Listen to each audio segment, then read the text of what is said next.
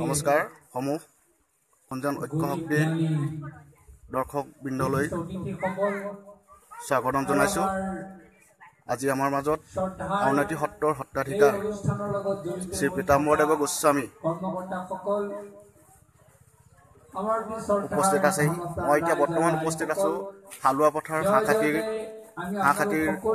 হালোৱা পথাৰ নামগৃহত প্ৰাংগণত। আৰু এয়া আপোনালোকৰ মাজত মই প্ৰভু ঈশ্বৰৰ আধ্যাত্মিক দিশৰ ভাষণ আপোনালোকৰ মাজলৈ আগবঢ়াই দিছোঁ।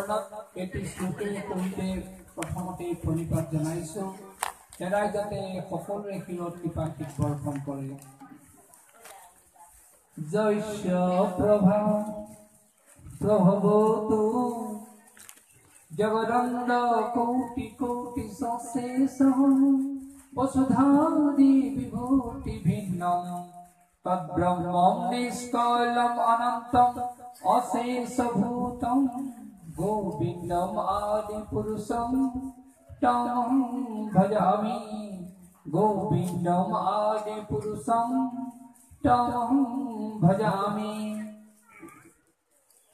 এই ধৰ্মপ্ৰাণ ৰাইজ, আমি আৰম্ভণিতে আমাৰ দুপৰীয়া কথা ক'ব লগা হৈছে। মাজুলীৰ আউনীআটী সত্ৰৰ প্ৰাংগণত 22 জানুৱাৰীৰ পৰা 3 ফেব্ৰুৱাৰীলৈকে ভাওনা অনুষ্ঠিত হৈছিল। 13 দিনীয়া কাৰ্যসূচী দিন ৰাতি একেটাৰ কৰি আমি সেই অনুষ্ঠানত উপস্থিত থাকিব লগা হৈছিল। তাৰপিছতে আমি 6 ফেব্ৰুৱাৰী অৰ্থাৎ 26 মাঘত মাজুলী মূল সত্ৰৰ পৰা ৰাইজৰ বাহৰ ভ্ৰমণৰ কাৰণে ওলাই আহিছিলোঁ। খোৱাঙৰ বনমূৰীয়া বাহৰ, তাৰপিছত জোনাই পাচিঘাট ধেমাজি বৰদলনি, তাৰপিছত খোৱাঙৰ কলুৱা বাহৰ শেষ কৰি বিৰাগ অঞ্চলত থকা চুমনি বাহৰ, তাৰপিছত যোৱাকালি আমি আপোনালোকৰ মাজত উপস্থিত হৈছোঁহি। এই বাহৰ কাৰ্যসূচী গ্ৰহণ কৰি থাকোঁতে ইঠাইৰ পৰা সিঠাইলৈ যাওঁতে পানী সলনি হৈছে, জলবায়ু সলনি হৈছে কিছু, যাৰ কাৰণে পানী লগাই অলপ আমাক পীড়িত কৰিছে, যাৰ কাৰণে আমাৰ আচল মাতটো আমি আপোনালোকৰ আগত উলিয়াই দিব পৰা নাই। সেই কথা কওঁতে আমাৰ অনিচ্ছাকৃত অপৰাধ হ'ব। আপোনালোকৰ ওচৰত আমি আৰম্ভণিতে ক্ষমা বিচাৰিছোঁ। সঁচাকৈয়ে ঢলা শদিয়াৰ কাষৰ এই হালোৱা পথাৰ অঞ্চল দেখাত অতি ভিতৰুৱা ঠাই। আগতে ইয়াৰ আশে পাশে আমি আহিছোঁ যদিও পোনে পোনে এই হালোৱা পথাৰলৈ অহাৰ আমাৰ মনত নপৰে। ৰাইজৰ এইবাৰ হেঁপাহৰ নিমন্ত্ৰণ ৰক্ষাৰ্থে আহি আমি ইয়াত উপস্থিত হৈ দেখা পাইছোঁ যে সঁচাকৈয়ে ঠাইখন বৰ ভিতৰুৱা, কিন্তু ৰাইজৰ মনবিলাক ফৰকাল। ৰাইজৰ মনবিলাক আধ্যাত্মিক চেতনাৰে সমৃদ্ধ, আৰু এনে আধ্যাত্মিক চেতনা তথা আধ্যাত্মিক শ্ৰদ্ধা দেখা পাই আমি অভিভূত হৈছোঁ।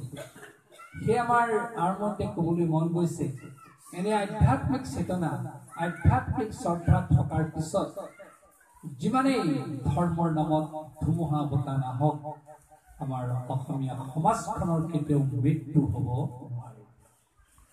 এই আধ্যাত্মিক চেতনা আৰু শ্ৰদ্ধা থকা পৰ্যন্ত আমাৰ অসমীয়া সমাজখন সদায় জীয়াই থাকিব। আৰু মহাপুৰুষ শ্ৰীমন্ত শংকৰদেৱ প্ৰমুখ্যে সেই সন্তসকলৰ আদৰ্শ আমাৰ মাজত জিলিকি থাকিব। সেয়ে আমি আৰম্ভণিতে উদ্যোক্তাসকললৈ আমাৰ আন্তৰিক কৃতজ্ঞতা জ্ঞাপন কৰিছোঁ। তেখেতসকলে আধ্যাত্মিক প্ৰেমেৰে সৈতে এটি সুন্দৰ অনুষ্ঠানৰ ইয়াত জন্ম দিছে।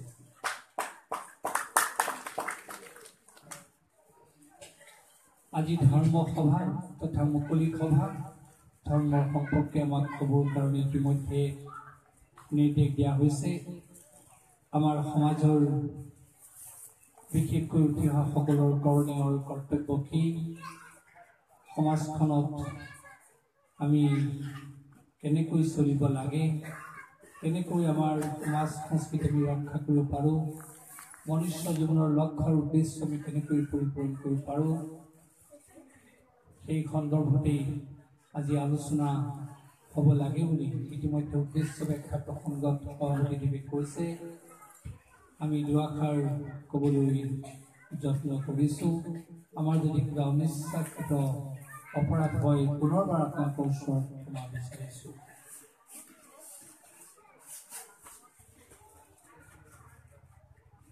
সঁচা ধৰ্মৰ যোগেদিহে মানৱ সমাজ সুন্দৰকৈ বৰ্তি থাকিব পাৰে। ধৰ্মৰ যোগেদি মানুহে মানুহৰ জীৱনৰ উদ্দেশ্যৰ লক্ষ্য পৰিপূৰণ কৰিব পাৰে। সাধাৰণ কথা, মানুহ আৰু পশুৰ মাজত পাৰ্থক্য নাই, কিন্তু সেই সাধাৰণ কথাকেইটাতে যদি পশুৰ নিচিনাকৈ মানুহ ব্যস্ত থাকে, তেতিয়াহ'লে মানুহ আৰু পশুৰ মাজত পাৰ্থক্য নাথাকিব। সেয়ে মানুহ আৰু পশুৰ মাজত থকা সাধাৰণ কথাকেইটাৰ মাজৰ পৰা মানুহক কেনেকৈ পৃথক কৰি অনা হৈছে, তথা যি সংজ্ঞাৰে মানুহৰ পৃথকত্ব দাবী কৰিব পাৰি, সেই কথা অতি সুন্দৰকৈ ধৰ্মশাস্ত্ৰত এইদৰে উল্লেখ কৰা হৈছে। কেনেকৈ আহাৰ নিদ্ৰা ভয়মৈথুনঞ্চ সামান্যম এতৎ পশুভি নৰাণাম ধৰ্মহি তেষাম অধিকো বিশেষা ধৰ্মেন হীনা পশুভি সমানা। অৰ্থাৎ আহাৰ খোৱা লোৱা কাৰ্য, নিদ্ৰা টোপনি যোৱা কাৰ্য, ভয় খোৱা কাৰ্য আৰু মৈথুন ক্ৰীড়া, এই চাৰিটা কথা মানুহৰ আছে, পশুৰ আছে। মানুহে খোৱা লোৱা কৰে, পশুৰ খোৱা লোৱা কৰে। মানুহৰ টোপনি যোৱা ভয় খোৱা কাৰ্য আছে, পশুৰো আছে। মানুহৰো মৈথুন ক্ৰিয়া আছে, পশুৰো মৈথুন ক্ৰিয়া আছে। সেয়ে কোৱা হৈছে, সেইকেইটা কথাতে যদি মানুহ আবদ্ধ হৈ থাকে, তেতিয়াহ'লে মানুহৰ জীৱনৰ সংজ্ঞা, প্ৰকৃত সংজ্ঞাৰ পৰিচয় দিব নোৱাৰে। সেই মানুহক পশুৰ পৰা পৃথক কৰি অনা হৈছে এটা মূল সংজ্ঞাৰে, সেইটো হৈছে ধৰ্ম। ধৰ্মহি তেষাম অধিকো বিশেষা, এই দুটা শ্ৰেণীৰ মাজৰ পৰা মানুহক পৃথক কৰি অনা হৈছে। সেয়ে মানুহৰ পৃথকত্ব সংজ্ঞা, মানুহৰ বৈশিষ্ট্য তথা মানুহ যে শ্ৰেষ্ঠ জীৱ, এইটো প্ৰতিপন্ন কৰিবৰ কাৰণে মানুহক লাগিব ধৰ্ম। ধৰ্মৰ যোগেদিহে মানুহে মানুহৰ পৃথকত্ব সংজ্ঞাৰ পৰিচয় দিব পাৰিব। আৰু যদি ধৰ্মহীন হৈ যায়, ধৰ্মেন হীনা পশুভি সমানা, ধৰ্মহীন হলে মানুহ আৰু পশু সমান হৈ যাব, একেকাৰ হৈ যাব, মানুহৰ পাৰ্থক্য নাথাকিব। সেয়া আমি সকলোৱে নিশ্চয় উপলব্ধি কৰিছোঁ, আমাক ধৰ্ম লাগিবই। ধৰ্মৰ যোগেদিহে আমাৰ মানুহৰ মূল শ্ৰেষ্ঠত্ব সংজ্ঞা এইটো আমি প্ৰতিপন্ন কৰিব পাৰিম। এই ধৰ্ম আমি সকলোৱে জানো, ধীৰতে ধৰ্ম ধাৰণাক ধৰ্ম মিথ্যাহ ধৰ্ম ধাৰতে প্ৰজা যস্য ধৰ্ম সংযুক্ত সধৰ্মমিতি নিশ্চয়। যি আমাক অনবৰতে ধৰি আছে, যি ধাৰণ শক্তিৰ পৰা আমি আমাৰ স্থিতি ৰক্ষা কৰিব পাৰোঁ, সেই হৈছে ধৰ্ম। এই ধৰ্মত তিনিটা মূলত ভাগ কৰা হৈছে: জাগতিক ধৰ্ম, আচাৰ ধৰ্ম আৰু আধ্যাত্মিক ধৰ্ম।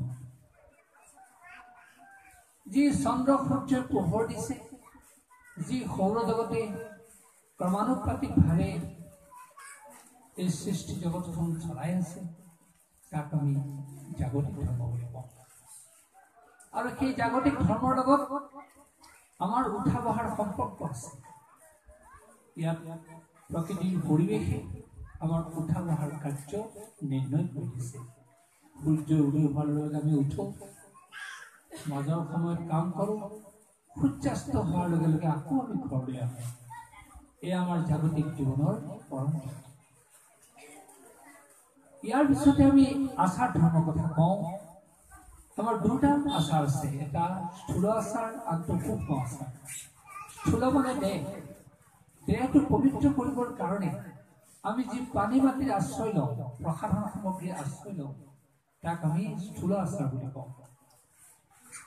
আৰু সূক্ষ্ম আচাৰ মানে সূক্ষ্ম সংস্কাৰ, অৰ্থাৎ চিত্ত সংস্কাৰ। সূক্ষ্ম মানে চিত্ত মন অন্তৰৰ যেতিয়া আমি পবিত্ৰতাৰ কথা চিন্তা কৰিম, সেইটো সূক্ষ্ম আচাৰ বুলি কোৱা হৈছে। আৰু সেই সূক্ষ্ম আচাৰ সম্ভৱ হ'ব পাৰে ভগৱত চিন্তাৰে, ভগৱত নামেৰে, হৰি নামেৰে। আমাৰ মন অন্তৰ প্ৰাণ আমি দেখা নাপাওঁ, কিন্তু উপলব্ধিৰে আমি ইয়াক পৰিষ্কাৰ কৰিব পাৰোঁ, উপলব্ধিৰে আমি ইয়াক পবিত্ৰ কৰি তুলিব পাৰোঁ। যেতিয়া আমি স্থূল সূক্ষ্ম দুটা সংস্কাৰত যথাৰ্থভাৱে পবিত্ৰ হওঁ, আমি সংস্কৃত হওঁ, তেতিয়াই সদাচাৰ জীৱনৰ আমি পৰিচয় লাভ কৰিম। সেই সদাচাৰী জীৱনে আমাক এক শৃংখলিত ৰূপ প্ৰদান কৰিব। এই আচাৰযুক্ত ধৰ্মতে নিত্য কৰ্তব্য যেনেকৈ লুকাই আছে, তেনেকৈ নৈমিত্তিক কৰ্তব্য আছে। আমাৰ যি 16টা সংস্কাৰ আছে, সেই 16টা সংস্কাৰৰ যোগেদিও আমি সেই আচাৰ কৰ্তব্য পালন কৰোঁ। গাৰ্ভিক সংস্কাৰৰ পৰা মৃত্যুকালীন সংস্কাৰলৈকে যি 16টা সংস্কাৰ আছে, প্ৰত্যেকটো কথাতে আমি যেতিয়া গুৰুত্ব আৰোপ কৰিম আৰু সেই সংস্কাৰত পবিত্ৰ হওঁ নীতিগতভাৱে, তেতিয়া আমি সঁচাকৈ পৰিশীলিত জীৱন লাভ কৰিম। এই আচাৰ ধৰ্মৰ পিছতে আমাক দিয়া হৈছে আধ্যাত্মিক ধৰ্ম। আধ্যাত্মিক ধৰ্ম মানে আমি কি বুজো? আমি জানো একেষাৰতে ক'বলৈ গ'লে সেইটোকে আধ্যাত্মিক ধৰ্ম বুলি কোৱা হয়। আত্মানাং অধিকৃত আধ্যাত্মিক, যি আত্মাৰ উৎকৰ্ষ সাধনৰ কথা সামগ্ৰিকভাৱে জড়িত হৈ থাকে, সেই হ'ল আধ্যাত্মিক ধৰ্ম। কিন্তু আত্মা ক'ত থাকে? আত্মা এটা শৰীৰক আশ্ৰয় কৰি থাকে, তথা দেহক আশ্ৰয় কৰি থাকে, আৰু শৰীৰ তথা দেহে এটা আত্মাক আশ্ৰয় কৰি থাকে। ইয়াৰ বিষয়ে জনা যি জ্ঞান, সেই হ'ল আধ্যাত্মিক জ্ঞান। ইয়াৰ কাৰণে জনা যি শিক্ষা, সেই হ'ল আধ্যাত্মিক শিক্ষা। আৰু সেয়ে কোৱা হৈছে শৰীৰ মন আত্মা যেতিয়া সৰ্বাংশে ঈশ্বৰৰ লগত জড়িত হৈ থাকিব, সেয়া হ'ব আধ্যাত্মিক চিন্তা, সেয়া হ'ব আধ্যাত্মিক জ্ঞান। আৰু তাৰ কাৰণে যি শিক্ষা গ্ৰহণ কৰিব, সেয়া হ'ব আধ্যাত্মিক শিক্ষা। মনে মনে ক'ব পাৰি, পৰম সত্যৰ প্ৰতি যেতিয়া মানুহে আনুগত্যতা প্ৰকাশ কৰিব, সেয়াও হ'ব আধ্যাত্মিকতা। পৰম সত্য মানে ঈশ্বৰ, পৰম ব্ৰহ্ম, যাক আমি ভগৱান বুলি কওঁ। সকলো বস্তুৰে পৃথিৱীত ক্ষয় আছে, তাৰ আয়ুস আছে, কিন্তু ভগৱানৰ ক্ষয় নাই। ভগৱান সনাতন, আৰু সেইকাৰণে ভগৱানৰ নামত প্ৰবাহিত হোৱা আমাৰ ধৰ্মটোক আমি সনাতন ধৰ্ম বুলি কৈছোঁ। ব্ৰহ্মৰ আন এটি নাম সনাতন। এই চিৰন্তন ক্ষয় নোহোৱা পৰম সত্যৰ প্ৰতি যেতিয়া আমি আনুগত্যতা প্ৰকাশ কৰিম, শ্ৰদ্ধা আৰোপ কৰিম, আমি আকৌ কৈছোঁ এয়া হ'ব আধ্যাত্মিকতা। কিন্তু কথা হ'ল, পৰম ব্ৰহ্ম থাকে ক'ত? ভগৱান থাকে ক'ত? বৰগীতত আমাৰ মহাপুৰুষ শ্ৰীমন্ত শংকৰদেৱে অতি সুন্দৰকৈ কৈছে, ভাগৱততো কৈছে, কীৰ্তনতো কৈছে, ঈশ স্বৰূপে হয় সমগতে বৈধ জৈশ্বন গগন জ্ঞান। আকাশখন যিদৰে বিশাল, সেইদৰে ভগৱানৰ স্থিতিও বিশাল। তেওঁ সকলোতে থাকে, সকলো ভটত অৰ্থাৎ সকলো প্ৰাণীৰ অন্তৰৰ মাজত তেওঁ সোমাই থাকে আৰু কেৱল অন্তৰ প্ৰাণীতেই আবদ্ধ হৈ নাথাকে যত জীৱ জন্তু কীট পতংগ যিমান প্ৰাণী আছে এই গোটেই বিশাল আকাশখন যিদৰে ব্যাপক এইদৰে ভগৱান সকলোতে ব্যাপক সকলোতে ব্যাপ্ত হৈ থাকে এয়া হৈছে ভগৱান থকা স্থানৰ পৰিচয় সেই ভগৱানক যদি আমি সন্মান জনাওঁ ভগৱানক যদি আমি শ্ৰদ্ধা কৰোঁ তেতিয়াহ'লে ভগৱান থকা প্ৰাণীসমূহকো আমি সন্মান জনাব লাগিব আৰু সেইটো হ'ব আধ্যাত্মিকতাৰ অন্যতম পৰিচয় আৰু যিটো কথা আমাৰ মহাপুৰুষ শ্ৰীমন্ত শংকৰদেৱে পুনৰ এইদৰে কৈছে সমস্ত ভূতত ব্যাপী আছো মই হৰি সবাকো মানিবা বিষ্ণু বুদ্ধি ভূত মানে প্ৰাণী যিমানবিলাক প্ৰাণী আছে সকলো প্ৰাণীতে হৰি আছে বিষ্ণু বুদ্ধি জ্ঞানেৰে সকলো প্ৰাণীক সন্মান জনাবা এয়া আধ্যাত্মিকতাৰ মূল পৰিচয় আকৌ কৈছে মহাপুৰুষজনাই ইয়াৰ ওপৰলৈ গৈ কুকুৰ শৃগাল বৰ্ধবল আত্মাৰাম জানিয়া সবাকো কৰিবা প্ৰণাম কুকুৰ শৃগাল বৰ্ধবল যিমান ইতৰ প্ৰাণী আছে সকলোতে আত্মসম মৰ্যাদাৰে বিষ্ণু জ্ঞানেৰে তেওঁলোকক সন্মান জনাবা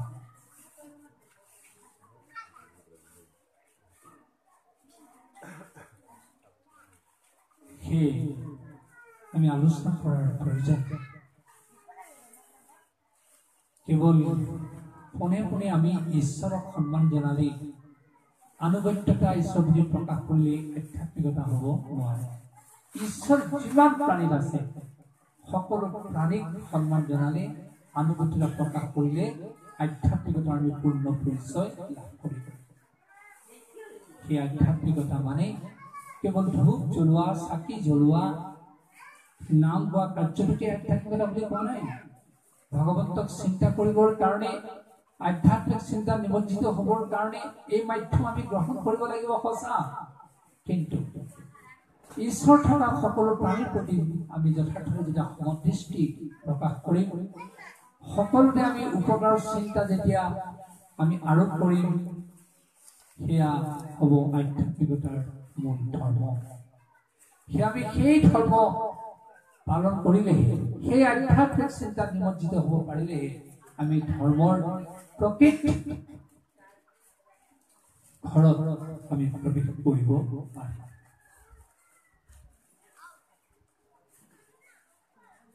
ঈশ্বৰক সন্মান কৰাৰ লগে লগে আমি সকলো প্ৰাণীকে সন্মান কৰিব লাগে বুলি কৈছো এইটো আমাৰ নৈতিক কৰ্তব্য কাৰণ যদি আমি প্ৰাণীক সন্মান নকৰোঁ তেতিয়াহ'লে ঈশ্বৰক সন্মান কৰাৰ পথৰ পৰা আমি স্খলিত হ'ব লাগিব কাৰণ তেওঁতো সকলো ভগৱান আছে গতিকে সকলো ভক্তক আমি সন্মান জনাবই লাগিব প্ৰাণীক সন্মান জনাবই লাগিব আৰু তেওঁলোকক যদি আমি সন্মান জনাওঁ তেওঁলোকৰ হিত চিন্তা আমি কৰিবই লাগিব তেওঁলোকক যদি আমি হিত চিন্তা কৰাত ব্ৰতী হওঁ তেতিয়াহ'লে তেওঁলোকৰ কাৰণে উপকাৰ কৰিবই লাগিব এই উপকাৰৰ ধৰ্ম আমাক প্ৰকৃতিয়ে দিছে কেনেকৈ চাওক পৰোপকাৰায় দহন্তি নদ্যাঃ পৰোপকাৰায় দুধন্তি গাৱঃ পৰোপকাৰায় ফলন্তি বৃক্ষাঃ পৰোপকাৰায় শৰীৰমেত আপোনালোকে দেখিছে নৈখনৰ কথা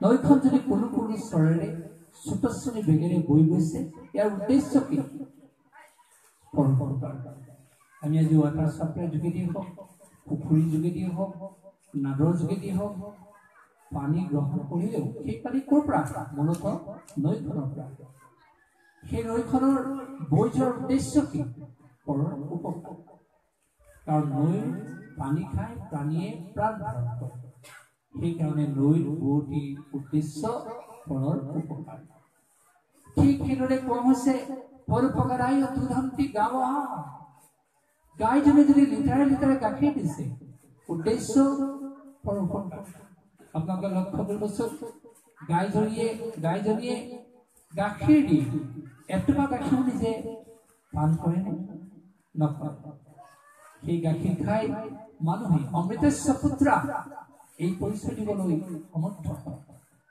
অৰ্থাৎ মানুহ বা প্ৰাণী গাখীৰ খাই জীৱন ধন্য কৰে, তাৰ বিপৰীতে গাইজনীয়ে নিজৰ কাৰণত এটোপা গাখীৰো ব্যয় নকৰে।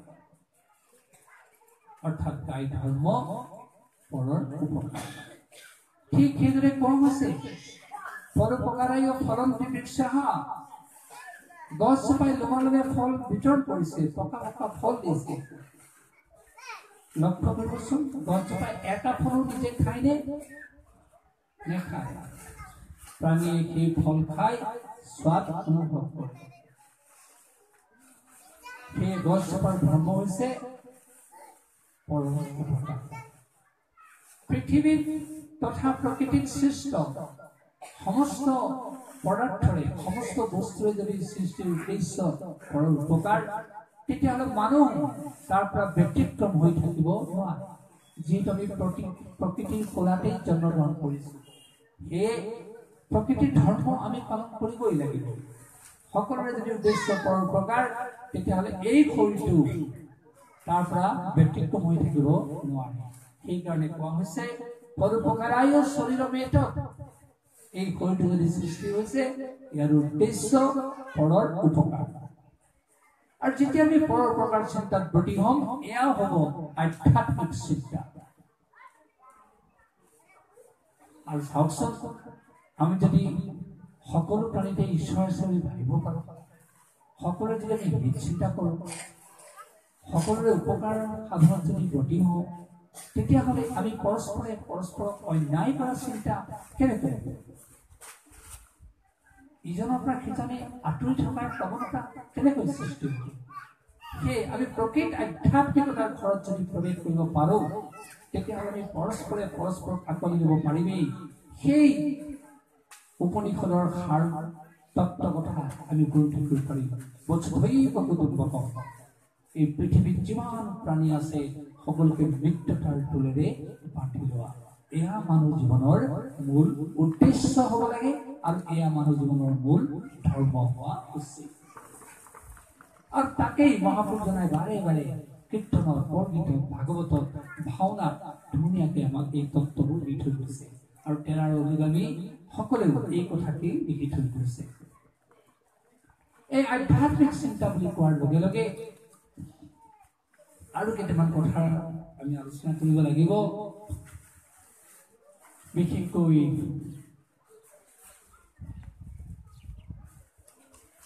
দমন, দয়া আৰু ডাঙৰ কথা। দেৱ-দৈত্য মানুহে শিক্ষা সাং কৰি যেতিয়া নিজ নিজ স্থানলৈ আহিবলৈ মন মেলিলে, তেতিয়া ব্ৰহ্মাই দেৱ-দৈত্য মানুহক উদ্দেশ্যি ক'লে, তোমালোক নিজৰ নিজৰ স্থানলৈ যোৱাগৈ, মাত্ৰ মোৰ এটা মূল মন্ত্ৰ লৈ যোৱা। সেই মন্ত্ৰটোৰ প্ৰতি তোমালোক সচেষ্ট হোৱা, আৰু সেই মন্ত্ৰৰ ওপৰত শ্ৰদ্ধা কৰিলে, তাক প্ৰতিফলন ঘটালে, তোমালোকে জীৱনত সুখ শান্তি বিচাৰি পাবা। দেৱতা দৈত্য মানুহক উদ্দেশ্যি ব্ৰহ্মাই সেই ক'ব খোজা তত্ত্বটোৰ কথা ক'লে। ব্ৰহ্মাই ক'লে, মই এটা শব্দ প্ৰয়োগ কৰিছোঁ, তোমালোকে মনোযোগী শুনা। ব্ৰহ্মাই ক'লে দ। যিটো দ ব্ৰহ্মাই 3বাৰ উচ্চাৰণ কৰিলে, দ দ দ। অৰ্থাৎ প্ৰথম পদৰ তাৎপৰ্য হৈছে দম্ভতে। কায় মন বাক্যেৰে নিজকে দমন কৰা, শৰীৰেৰে দমন কৰা, মনেৰে দমন কৰা, বচনেৰে দমন কৰা। শৰীৰটোৰে যাতে আমি কাৰো অন্যায় নকৰোঁ, শৰীৰটোৰে যাতে আমি উদ্ভ্ৰান্ত পৰিৱেশ সৃষ্টি নকৰোঁ, শৰীৰটো যাতে স্বেচ্ছাচাৰী হৈ যাবলৈ এৰি নিদিওঁ, শৰীৰটো যাতে আমি শৃংখলিত কৰি ৰাখোঁ। অৰ্থাৎ সেই শৰীৰটোৰ মাজতে সোমাই আছে আমাৰ ইন্দ্ৰিয়বিলাক, গতিকে ইন্দ্ৰিয়বিলাকক আমাক দমন কৰিবলৈ কোৱা হৈছে, যথাৰ্থভাৱে তাক প্ৰয়োগ কৰিবলৈ কোৱা হৈছে। ধৈৰ্য্যৰ প্ৰয়োজন, যাতে অনাৱশ্যকত আমি ইন্দ্ৰিয়বিলাকক স্বেচ্ছাচাৰী এৰি নিদিওঁ। ঠিক তেনেকৈ কোৱা হৈছে মনেৰে সংযমী হ'বা মনটোৱে যাতে আমি কেতিয়াও বেয়া চিন্তা নকৰোঁ মনটোৱে যাতে কাৰো আমি অহিত চিন্তা নকৰোঁ মনেৰে যাতে আমি কেতিয়াও বেয়া ভাৱনা গ্ৰহণ নকৰোঁ সি আমাক কোৱা হৈছে দ্বিতীয় দণ্ডৰ যোগেদি যে তুমি মনটো সংযম কৰিবা তাৰপিছত কোৱা হৈছে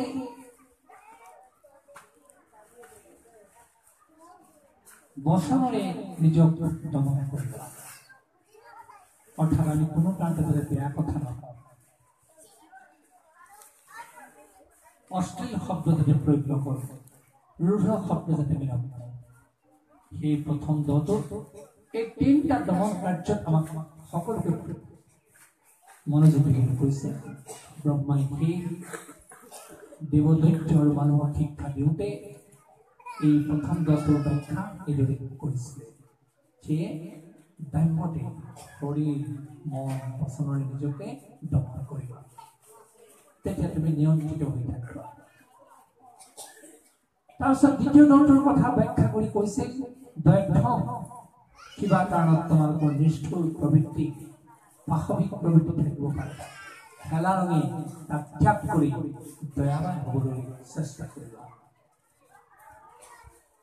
সাধাৰণতে অসুৰসকল নিষ্ঠুৰ প্ৰবৃত্তি সেইকাৰণে তেওঁলোকক উদ্দেশ্যে কৈছে যে তোমালোকে নিষ্ঠুৰতাকে যদি গ্ৰহণ কৰি থাকা পাশৱিকতাকে যদি গ্ৰহণ কৰি থাকা জীৱনৰ শান্তি নাপাবা গতিকে তোমালোকে দয়াৱান হ'বলৈ শিকিবা তাৰপিছত মানুহক ক'লে দত্ত তোমালোকে ভোগ কৰিবা ঠিকেই কাৰণ মানুহ ভোগশালী কৰিব মানুহে ভোগ কৰি ভাল পায় তোমালোকে ভোগ কৰিবা ঠিকেই কিন্তু নিজে কেৱল নিজৰ ভোগতে আবদ্ধ নাথাকিবা আনকো বিতৰণ কৰি দিবা যিটো কথা এই উপনিষদৰ প্ৰথম শ্লোকটোত সেইদৰে কোৱা হৈছে ঈশা বৈশ্বমিদং সৰ্বম জগৎ জগত্য জগৎ তেন ভুঞ্জি ধামা গৃহকস্য সিদ্ধন ঘাঁ ডালৰ পৰা ধৰি শীৰ্ষতম অৱস্থালৈকে যিমান বস্তু দেখিছা সকলো ঈশ্বৰ বস্তু বুলি ভাবি ঈশ্বৰ বস্তু বুলি গণ্য কৰি তেওঁ চৰণত সমৰ্পণ কৰা তাৰপিছত তেওঁ প্ৰসাদ স্বৰূপে গ্ৰহণ কৰা আৰু নিজে কেৱল দেখাবা আনকো বিতৰণ কৰি দিয়া মা গৃহকস্য সিদ্ধন আনৰ ধনৰ প্ৰতি লালায়িত নহবা লোকৰ বস্তু গ্ৰহণ কৰিবলৈ ইচ্ছুক নহবা এইদৰে তৃতীয় দহটো ব্যাখ্যা কৰি এই কথা ক'লে দত্ত নিজে খাবা লগতে আনকো দান দিবা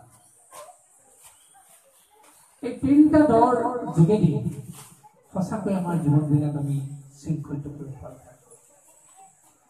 আমি যদি সঁচা অৰ্থত নিজকে দমন কৰিবলৈ শিকোঁ আমাৰ জীৱনটো পৰিচালিত হ'ব আৰু আমি যদি সঁচাকৈ সকলোৰে প্ৰতি দয়াভাৱ গঠন কৰিবলৈ শিকোঁ পৰস্পৰে পৰস্পৰক আমি কেতিয়াও হিংসা কৰিব নোৱাৰিম আমাৰ মাজত সম্প্ৰীতিৰ সমন্বয়ৰ ভাৱ স্থাপন হ'বই এই দয়াৰে আমাক এক সামৰিক অৱস্থালৈ লৈ যাব পাৰে আৰু যেতিয়া আমি দত্ত দান দিম তেতিয়াও আমি পৰস্পৰে পৰস্পৰক সেই মিত্ৰতাৰ ভাৱেৰে আঁকোৱালি ল'ব পাৰিম কাৰো মাজত বিদ্বেষ ভাৱ নাথাকিব কাৰণ মই খোৱাৰ লগতে মোৰ কাষৰ মানুহজনেও খাওঁ অভাৱী মানুহজনেও খাওঁ এই ভাৱনা যদি আমাৰ থাকিব তেতিয়াহ'লে আমাৰ সমাজখনত ক'ত দুখ দৈন্যতা থাকিব আমি সকলোৱে সমান ভাৱেৰে চলিব পাৰিম গতিকে সেই আমাক এই তিনিটা দৰ আঁঠুৱা কৰিবলৈ কোৱা হৈছে তাৰ লগে লগে আমাক কৈছে যে সামাজিক মূল্যবোধ ৰক্ষাৰ কাৰণে সমাজৰ নীতিৰ প্ৰতি তুমি শ্ৰদ্ধাশীল হ'বা আমি সংঘবদ্ধভাৱে যেতিয়া একেলগে বাস কৰোঁ সেইখন সমাজকেই আমাৰ মানৱীয় সমাজ বুলি আমি কওঁ কিন্তু তাত মানৱীয় প্ৰমূল্যবোধ থাকিব লাগিব সামাজিক মূল্যবোধ তাত থাকিব লাগিব কাৰণ অকল মানুহবোধ খালেই এখন সমাজ হ'ব নোৱাৰে যদি তাত মানৱীয় প্ৰমূল্যবোধ নাথাকে তাত যদি সেই দয়া ধৰ্মৰ স্থান নাথাকে তাত যদি সেই সহানুভূতিশীল ক্ষমাশীল ভাৱ নাথাকে তেতিয়াহ'লে সেইখন সমাজ কেতিয়াও সুসংগঠিত হ'ব নোৱাৰে। এই সামাজিক শিক্ষাত বহু প্ৰকাৰে আমাক সামাজিক মূল্যবোধ সুৰক্ষাৰ শিকনি দিয়া হৈছে। তাৰ ভিতৰত এইকেইটাৰ কথা বাৰুকৈ মনত পৰে। পিতৃ দেৱো ভৱ, মাতৃ দেৱো ভৱ, আচাৰ্য দেৱো ভৱ, অতিথি দেৱো ভৱ। অৰ্থাৎ তোমাৰ জন্মদাত্ৰী পিতৃক দেৱতা জ্ঞান কৰা, তোমাৰ জন্মদাত্ৰী মাতৃক দেৱতা জ্ঞান কৰা, তোমাক পঢ়োৱা শিক্ষকজনক আচাৰ্যজনক দেৱতা জ্ঞান কৰা, তোমাৰ ঘৰলৈ অহা সমস্ত অতিথিক সাধাৰণ মানুহ বুলি নাভাবি তেওঁক দেৱতা জ্ঞান কৰি শুশ্ৰূষা কৰা। সঁচা অৰ্থত যদি আমি পিতৃৰ প্ৰতি শ্ৰদ্ধা কৰিব পাৰোঁ, মাতৃৰ প্ৰতি শ্ৰদ্ধা কৰিব পাৰোঁ, তেওঁলোকক যদি দেৱতা জ্ঞান কৰোঁ, তেতিয়াহ'লে প্ৰকৃত পিতৃ মাতৃক আমি সেই অভিভাৱক উচিত মৰ্যাদা প্ৰদান কৰা হ'ব। আৰু প্ৰকৃত অভিভাৱক উচিত মৰ্যাদা দিয়াৰ পিছত সেই পিতৃ মাতৃৰ পৰা প্ৰকৃত আমাৰ জীৱনৰ অভিভাৱকৰ দায়িত্বৰ পৰা পোৱা আদৰ্শ আমি গ্ৰহণ কৰিব পাৰোঁ আৰু জীৱনত প্ৰতিফলন কৰিব পাৰোঁ। আৰু তেনে পিতৃ মাতৃক দেৱতা জ্ঞান কৰাৰ পিছত সেই সন্তানে কেতিয়াও অবাধে যাব নালাগে। আৰু সেই সন্তানে যি পিতৃ মাতৃক দেৱতা জ্ঞান কৰিব, তেওঁলোকক মাৰিবলৈ কেতিয়াও খেদি যাব নোৱাৰে। তেওঁলোকক কেতিয়াও ককৰ্থনা, ভৰ্ৎসনা, তাচ্ছিল্য কৰিব নোৱাৰে। ঠিক সেইদৰে কোৱা হৈছে আচাৰ্য দেৱো ভৱ। সঁচা, আমি চৰ্মচক্ষুৰে দেখিছো। এয়াই কেৱল দেখা কাৰ্য নহয়, আমাৰ জ্ঞান চক্ষু উন্নীত কৰিব পাৰে শিক্ষক, শিক্ষাগুৰু, আচাৰ্য। সেইকাৰণে সেই আচাৰ্যক দেৱতা জ্ঞান কৰি আমাক শিক্ষা ল'বলৈ কোৱা হৈছে। আৰু সঁচা অৰ্থত যদি আমি আচাৰ্য তথা শিক্ষকগৰাকীক দেৱতা জ্ঞান কৰিব পাৰোঁ, তেতিয়াহ'লে সেই শিক্ষকক অৱমাননা কৰা, সেই শিক্ষকক অপমান কৰাৰ কথা কেনেকৈ আহিব? সেই আচাৰ্যকো আমাক দেৱতা জ্ঞান কৰিবলৈ কৈছে। তাৰ লগে লগে অতিথিসকলক দেৱতা জ্ঞান কৰিবলৈ কৈছে। আমি সঁচাকৈ যদি এই 4 শ্ৰেণীৰ লোকসকলক দেৱতা জ্ঞান কৰোঁ, সামাজিক মূল্যবোধটো ৰক্ষা হ'বই, লগে লগে আমাৰ সমাজখন পৰিশীলিত হ'ব। সমাজখনত উদ্ভ্ৰান্ত চিন্তা বা উদ্বেগৰ কাৰণ নাথাকিব। আবেগৰ বশৱৰ্তী হৈ সমাজখন চলিব নালাগে। যদি আমি সেই দেৱতা জ্ঞান কৰাৰ চিন্তাটা আপুনি কেৱল আবেগক আশ্ৰয় দিওঁ, কেৱল ভোগ বস্তুৰ প্ৰতি যদি দায়িত্ব হওঁ, সমাজখন উচ্ছৃঙ্খল হ'বই। সমাজৰ মূল্যবোধৰ গৰাখহনীয়া ঘটিবই।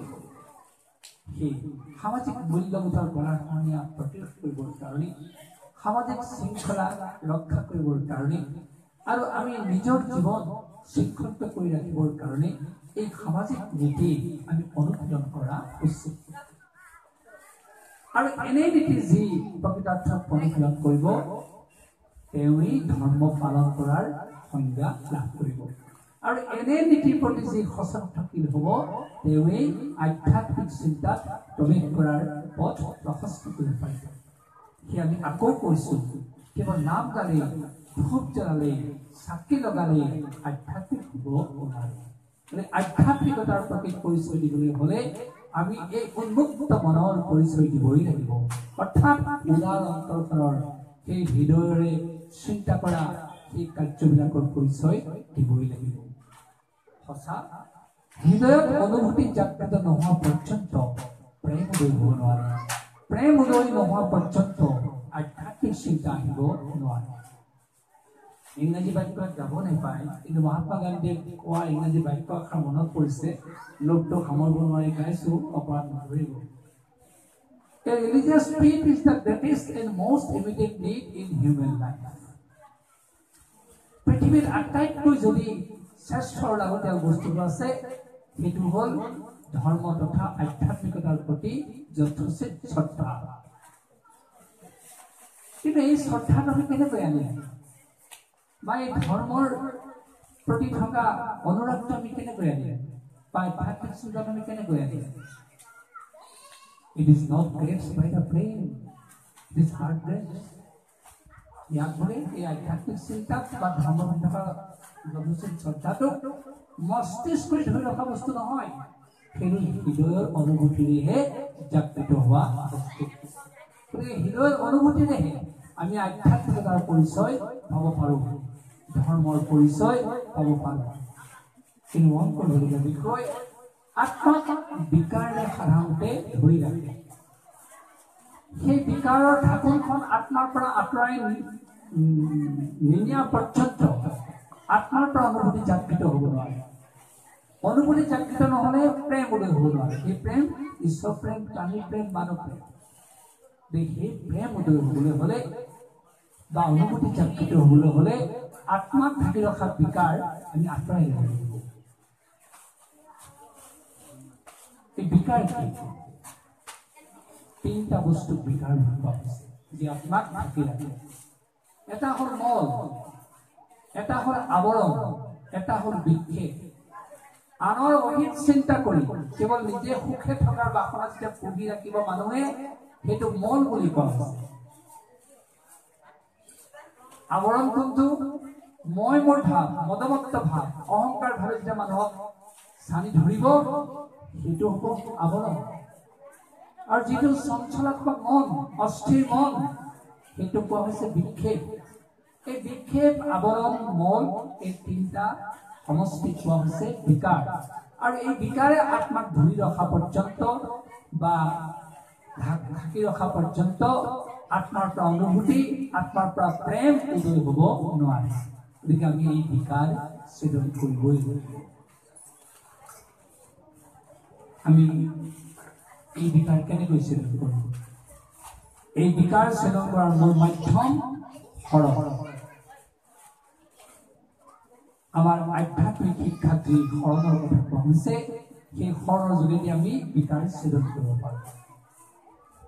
বহুতে আজিকালি বিয়া পতাৰ সময়ত যুৱক যুৱতীক বলেৰে গুৰু ঘৰলৈ পঠাই দিছে, মাক দেউতাকে শৰণলৈ আহ, তেতিয়াহে তই দৰা কন্যাৰ উপযোগী হ'ব পাৰে।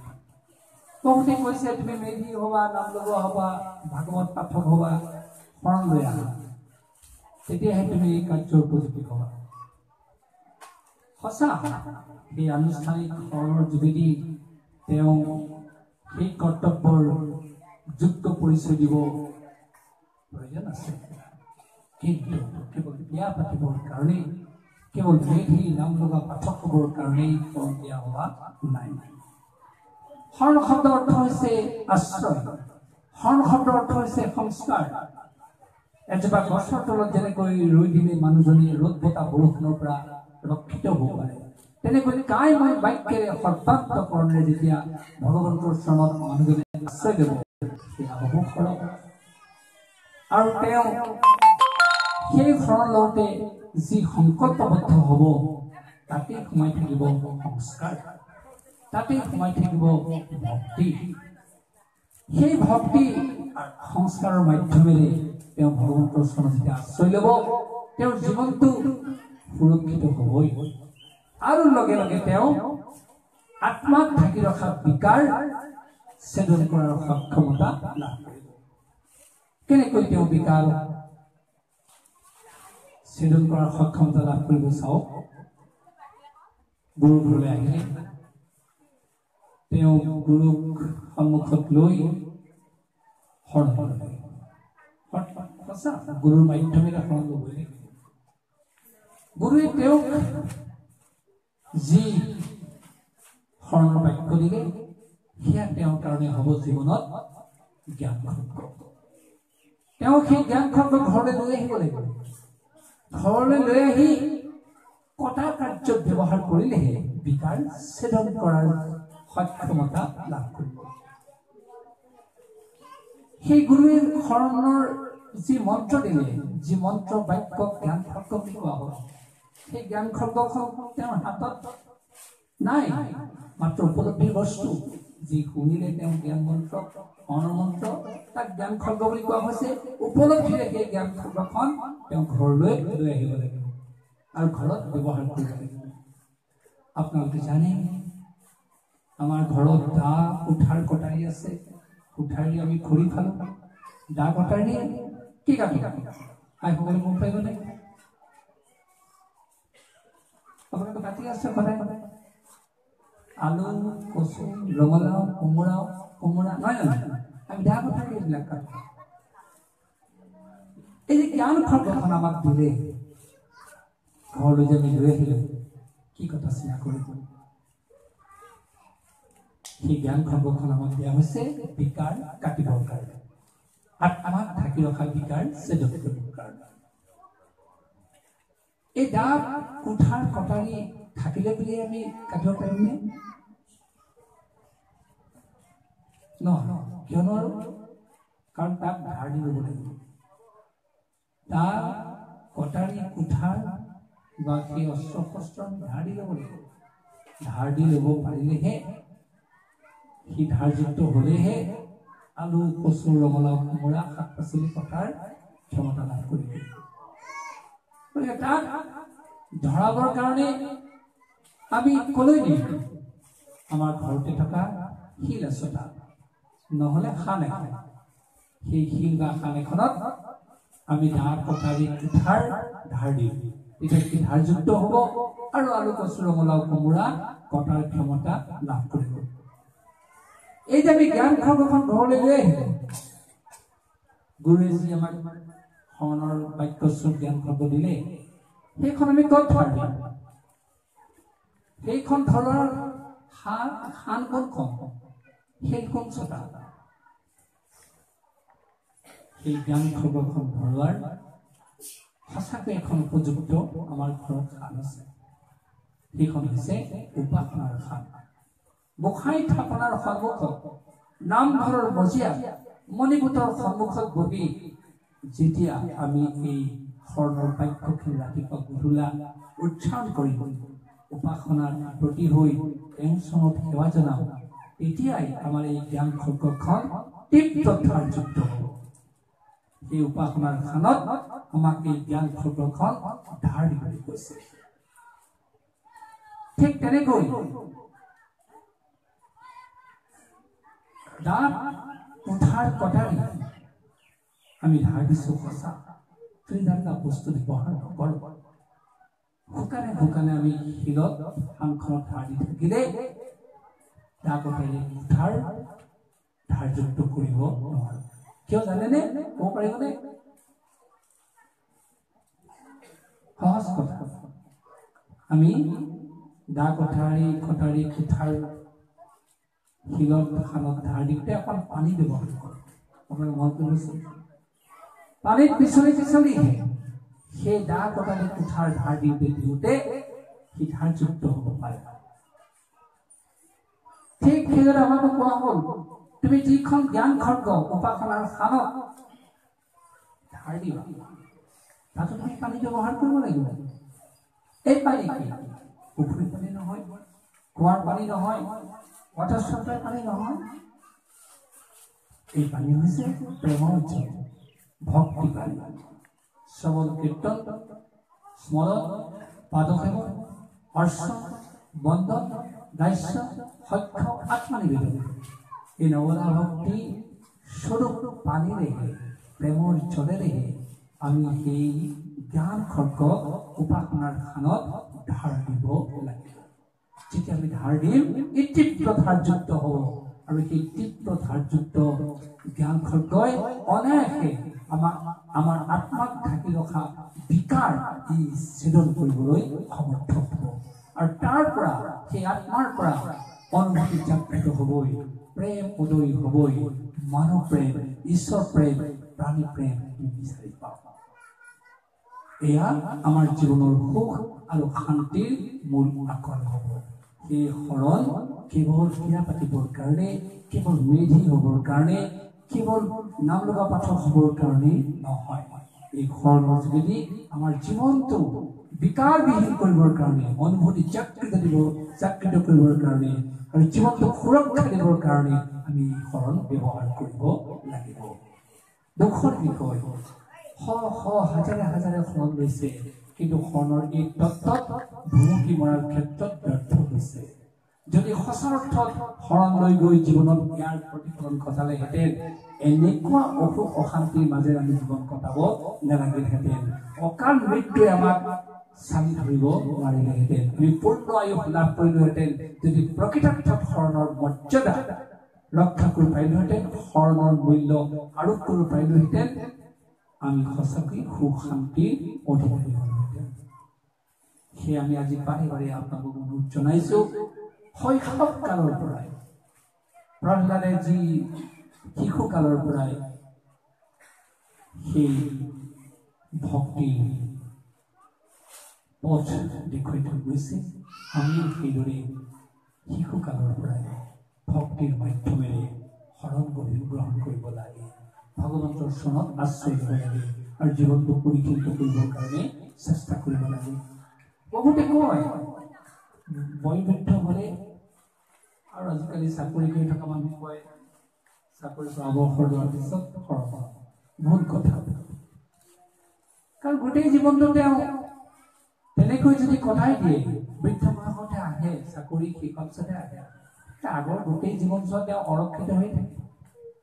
কাৰণ ভগৱন্তৰ আশ্ৰয় তেওঁ যি মাধ্যমেৰে পাব লাগে তেওঁ নিদিলে নেপালে। সেয়ে সকলোকে সুৰক্ষা দিবৰ কাৰণে, সংস্কৃত কৰিবৰ কাৰণে, পবিত্ৰ কৰিবৰ কাৰণে, জীৱনটো পৰিশীলিত কৰিবৰ কাৰণে আমি শৈশৱতে শৰণ ল'বই লাগিব। তেতিয়া আমি সঁচাকৈ প্ৰকৃত আশ্ৰয়ৰ সন্ধান পাম আৰু সেই ভগৱন্তে আমাক কৃপা কৰিব, আমি যদি যথা নীতিৰে তেনেকৈ চলিবলৈ চেষ্টা কৰোঁ।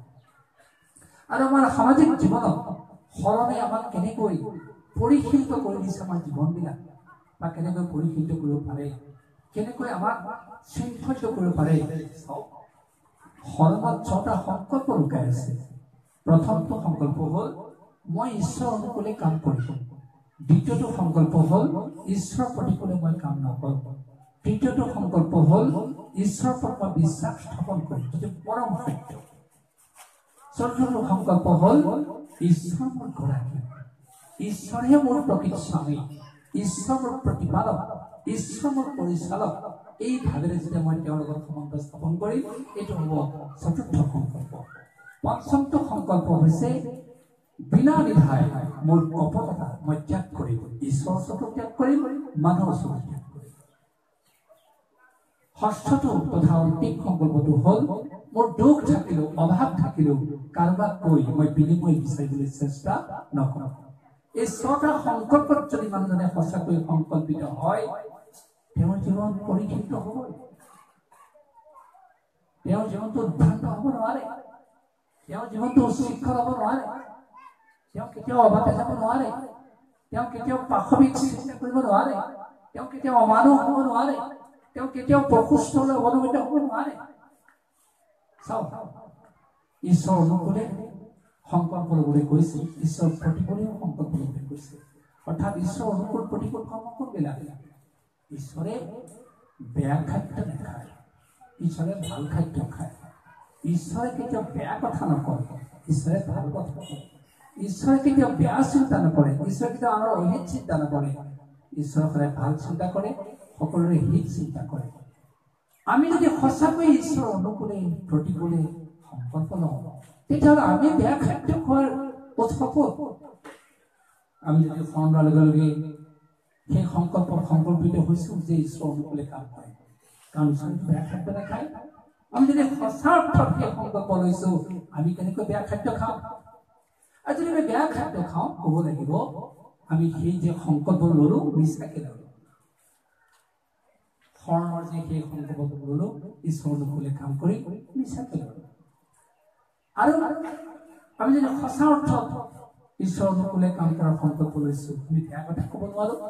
খং উঠিলেও, এলাহতে হওক, হেলাতে হওক, আমি যদি অশ্লীল শব্দ প্ৰয়োগ কৰি কাৰোবাক তৰ্জন কৰোঁ বা সেই মাত মাতো, বেয়া মাত মাতো, অবাইচ মাত মাতো, তেতিয়াহ'লে আমি ঈশ্বৰ অনুকূলে সংকল্প লোৱাৰ সাৰ্থকতা ক'ত? কাৰণ ঈশ্বৰে বেয়া শব্দ কেতিয়াও নকয়।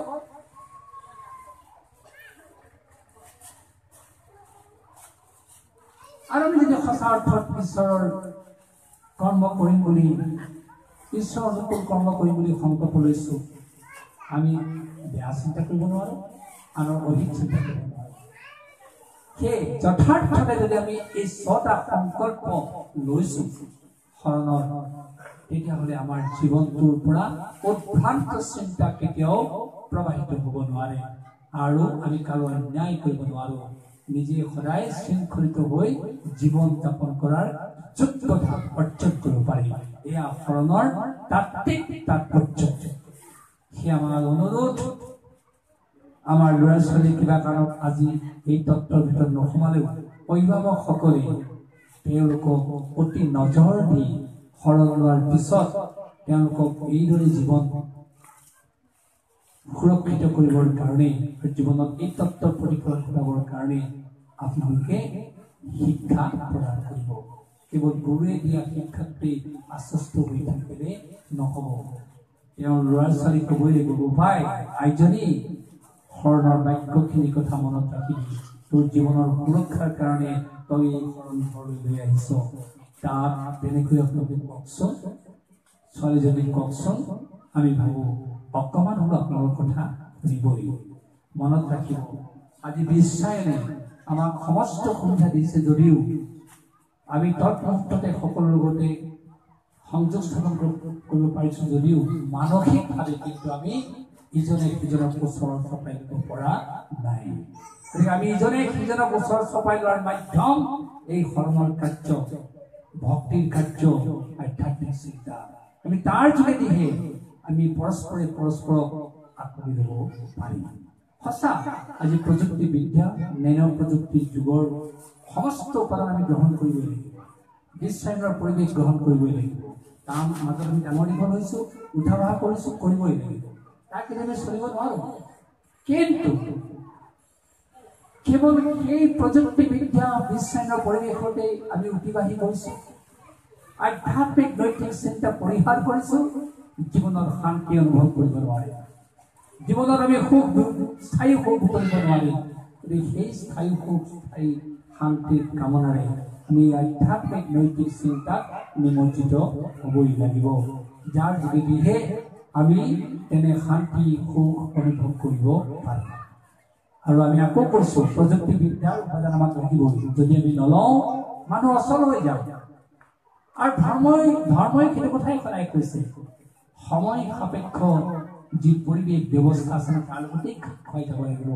কিন্তু যি আধ্যাত্মিক চেতনাহে আমাক সচেতন কৰি তুলিব পাৰে, সেই চেতনা আমি সদায় বুকুৰ মাজত ৰাখি সচেতন হৈ আমি চলিবলৈ চেষ্টা কৰিব লাগিব। তেতিয়া আমি কোনো ধৰণে সমস্যাৰ সন্মুখীন নহওঁ। আজি লেপটপ, ডেস্কটপ, টেবলেট, এইবোৰ কম্পিউটাৰ ওলাইছে, গাঁৱত খুব কমেই আছে। সেইবিলাকৰ সন্মুখত বহি মানুহে বিভিন্ন দেশৰ মানুহৰ লগত সম্বন্ধ স্থাপন কৰে, এক মুহূৰ্ততে ভাৱৰ আদান প্ৰদান কৰে। এই বিশ্বায়নে, গ্ল'বেলাইজেশ্যনে আমাক এই সুবিধা দিছে। কিন্তু তাৰ মাজত আধ্যাত্মিক আৰু নৈতিক চিন্তাটো নথকাৰ কাৰণে আমি বিপৰ্যয়ৰ সন্মুখীন হৈছোঁ। আমি ক'ব খোজোঁ, মহাপুৰুষ শ্ৰীমন্ত শংকৰদেৱে আমাক আজি প্ৰায় 500 বছৰ আগতে এই বিশ্বায়নৰ পৰিৱেশ দি থৈ গৈছে।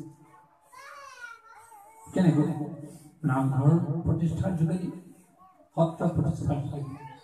কাৰণ যি নামঘৰত সত্ৰত সকলো শ্ৰেণীৰ মানুহৰ সমাৱেশ ঘটিব পাৰে, সকলো শ্ৰেণীৰ মানুহৰ লগত মানুহে পৰস্পৰে পৰস্পৰৰ ভাৱৰ আদান প্ৰদান কৰিব পাৰে। ইয়াত বিশ্বায়নৰ পৰিৱেশ। কাৰণ হাজাৰ হাজাৰ মানুহ যেতিয়া নামঘৰত বহি নাম গায়, ভাওনা চায়, ভাগৱত কথাত ব্ৰতী হয়, এইটো বিশ্বায়নৰ পৰিৱেশ। আজি জানিবা, আমি সেই কম্পিউটাৰ মাধ্যমে তেওঁলোকৰ সংযোগ স্থাপন কৰিছোঁ, তেতিয়া আমি নামঘৰ সত্ৰৰ অনুষ্ঠানৰ মাধ্যমেৰে ভাৱৰ আদান প্ৰদান কৰিছোঁ। আৰু কোনোবাই ক'ব পাৰে যে আজি লেপটপ, ডেস্কটপ, টেবলেটৰ চুইচ অফ কৰিহে আমি ভাৱৰ আদান প্ৰদান কৰিছোঁ।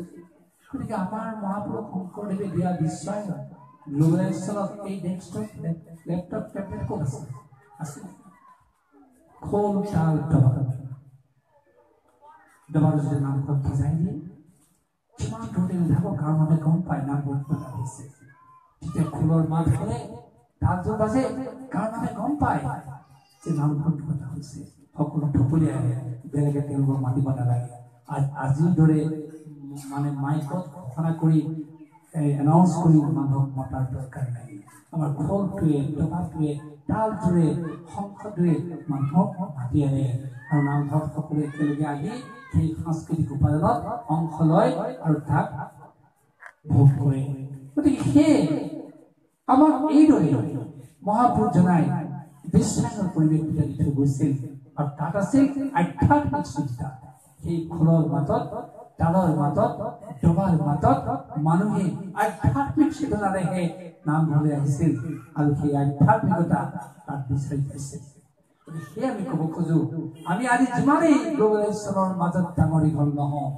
যিমানেই প্ৰযুক্তিবিদ্যাৰ মাজত উঠা বহা নকৰোঁ এই আধ্যাত্মিক চিন্তা যদি অন্তৰৰ মাজত আমি ধৰি ৰাখিব পাৰোঁ আমি পৰস্পৰক আঁকোৱালি ল'ব পাৰিম আমাৰ মাজত থকা বিচ্ছিন্নতা ভেদাভেদ ভাৱ নাইকিয়া হ'ব শান্তি সম্প্ৰীতিৰে আমি আকৌ এখন সুন্দৰ সমাজ গঢ়িব পাৰিম আমি সেই আপোনালোকক আহ্বান জনাইছোঁ আমাৰ এই পৰম্পৰাযুক্ত ঐতিহ্য থকা নীতিৰে আধ্যাত্মিক চিন্তা নৈতিক চিন্তাৰে সামাজিক চিন্তাৰে সাংস্কৃতিক চিন্তাৰে সমাজখন ধৰি ৰাখিবলৈ আকৌ এবাৰ আপোনালোকে চেষ্টা কৰক আজি আইসকল বহি আছে পিতৃ সমনীয়া লোকসকল বহি আছে ভাই বন্ধুসকল বহি আছে আমি দুটামান চৰিত্ৰৰ কথা ক'ব লাগিব যিখিনি কথা আমাৰ সমাজৰ কাৰণে অতি প্ৰাসংগিক আজি আমি সন্তান সৃষ্টি কৰাৰ ক্ষেত্ৰত কিমান সতৰ্ক হৈছোঁ সেই সতৰ্ক হোৱাৰ ক্ষেত্ৰত আইসকল বাপসকলৰ বহু কিন্তু কৰ্তব্য আছে আজি উদ্দেশ্য ব্যাখ্যাৰে কৈছে উঠি অহাসকল এই বাটেৰে বাট মাৰিব সেইকাৰণে ঠিক থাকিলে ক'ব লগা হৈছে যে আমাৰ তিনিটা মূল গুণ আছে সত্য ৰজ তম এই তিনিটা গুণেৰেহে মানুহ সদায় পৰিচালিত হয় তিনিটা গুণৰ তিনিটা ফল আছে মূলত সত্যাত সঞ্জয়িত জ্ঞান সত্য গুণৰ পৰা জ্ঞান ৰজস্ব লোভ এবছ প্ৰমাদ মোহ তমসু ভৱত অজ্ঞান আছে ৰাজসিক গুণৰ পৰা মানুহৰ লোভ মোহ ভাৱ সৃষ্টি হয় আৰু তামসিক গুণৰ পৰা মানুহৰ অন্ধকাৰ প্ৰমাদগ্ৰস্ত বলিয়ালি ভাৱ সৃষ্টি হয় আমি সহজে বুজি পালো আমাক কোনটো গুণ লাগে বলিয়ালি গুণ প্ৰমাদগ্ৰস্ত সৃষ্টি হোৱা ভাৱ আমাক নালাগে যিটো তমগুণে দিয়ে খুব দুখ পোৱা লোভ মোহ সৃষ্টি কৰা ৰজগুণ আমাক নালাগে আমাক লাগে সত্য যি গুণে কেৱল আমাক জ্ঞান দিব কিন্তু এই সত্য ৰজ তমৰ তিনিটা গুণ আমি কোনেও নেদেখো ই আমাৰ শৰীৰ আৰু মনৰ মাজত যদিও সম্পৃক্ত হৈ আছে আমি কিন্তু ইয়াক দেখা নাপাওঁ ই মাত্ৰ উপলব্ধিৰ বস্তু কিন্তু ই জন্ম হোৱা মাত্ৰে আমাৰ লগত লাগি আহে প্ৰকৃতিৰ স্বভাৱজাত কাৰণত সত্য ৰজ তমৰ তিনিটা গুণ মানুহৰ লগত প্ৰাণীৰ লগত লাগি আহে গতিকে আমি সতৰ্ক যদি হওঁ তেতিয়াহ'লে এই তিনিটা গুণৰ আমি নিয়ন্ত্ৰণ কৰিব পাৰিম নিয়ন্ত্ৰণ কৰিলে আমি যদি সৰ্বাধিক সত্য গুণক গুৰুত্ব দিওঁ তাৰ সৰ্বাধিক ফল লাভ কৰিব যদি নিয়ন্ত্ৰণ নকৰোঁ বাকীকেইটাই আমাক প্ৰভাৱান্বিত কৰিব উত্তেজিত কৰিব উচ্ছৃংখল পৰিৱেশ সৃষ্টি কৰিব গতিকে সেয়ে আমাক এই তিনিটা গুণৰ প্ৰতি সতৰ্ক হ'বলৈ কৈছে আমি যদিও দেখা নাই এই তিনিটা গুণ জন্মৰ লগে লগে প্ৰৱেশ কৰে বুলি কোৱা হৈছে মানুহৰ দেহৰ লগত মনৰ লগত কেনেকৈ প্ৰৱেশ কৰে ইয়াৰ অহাৰ তিনিটা মূল বাট এটা হৈছে খাদ্য আনটো হৈছে শব্দ বাক্য বচন তৃতীয়টো হৈছে আচৰণ ব্যৱহাৰ খাদ্যৰ যোগেদি মানুহৰ স্বভাৱ পৰিৱৰ্তন হ'ব পাৰে কেৱল মানুহ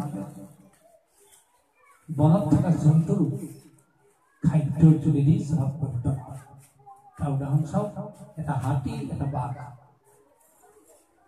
এটা প্ৰকাণ্ড হাতীক মানুহে ঘৰলৈ আনি ঘৰচিয়াই কৰিব পাৰে, কিন্তু তাৰ তুলনাত অতি সৰু বাঘটোক মানুহে ঘৰলৈ আনি ঘৰচিয়াই কৰিব নোৱাৰে। মূল কাৰণ খাদ্য। হাতীটোৱে কি খায়, বাঘটোৱে কি খায়? বাঘটোৱে অনবৰতে মাংস খায়, তাক মানে ঘিউ চেনি বৌ দিয়ক ফ্ৰাই পেলাব। অনবৰতে মাংস খায় কাৰণে তাৰ টেষ্টটো ফেৰচিয়াছ, হিংস্ৰুক হৈ যায়। সেইকাৰণে এটা বাঘৰ ওচৰলৈ মানুহ যাব নোৱাৰে, তাৰ ওচৰলৈ মানুহ গ'লেই খাই পেলায়। কিন্তু তাৰ লগত হাতীটো ইমান ডাঙৰ, সেই হাতীটোক মানুহে ঘৰলৈ আনি ঘৰচিয়াই কৰিব পাৰে, তাৰ মূল কাৰণ খাদ্য।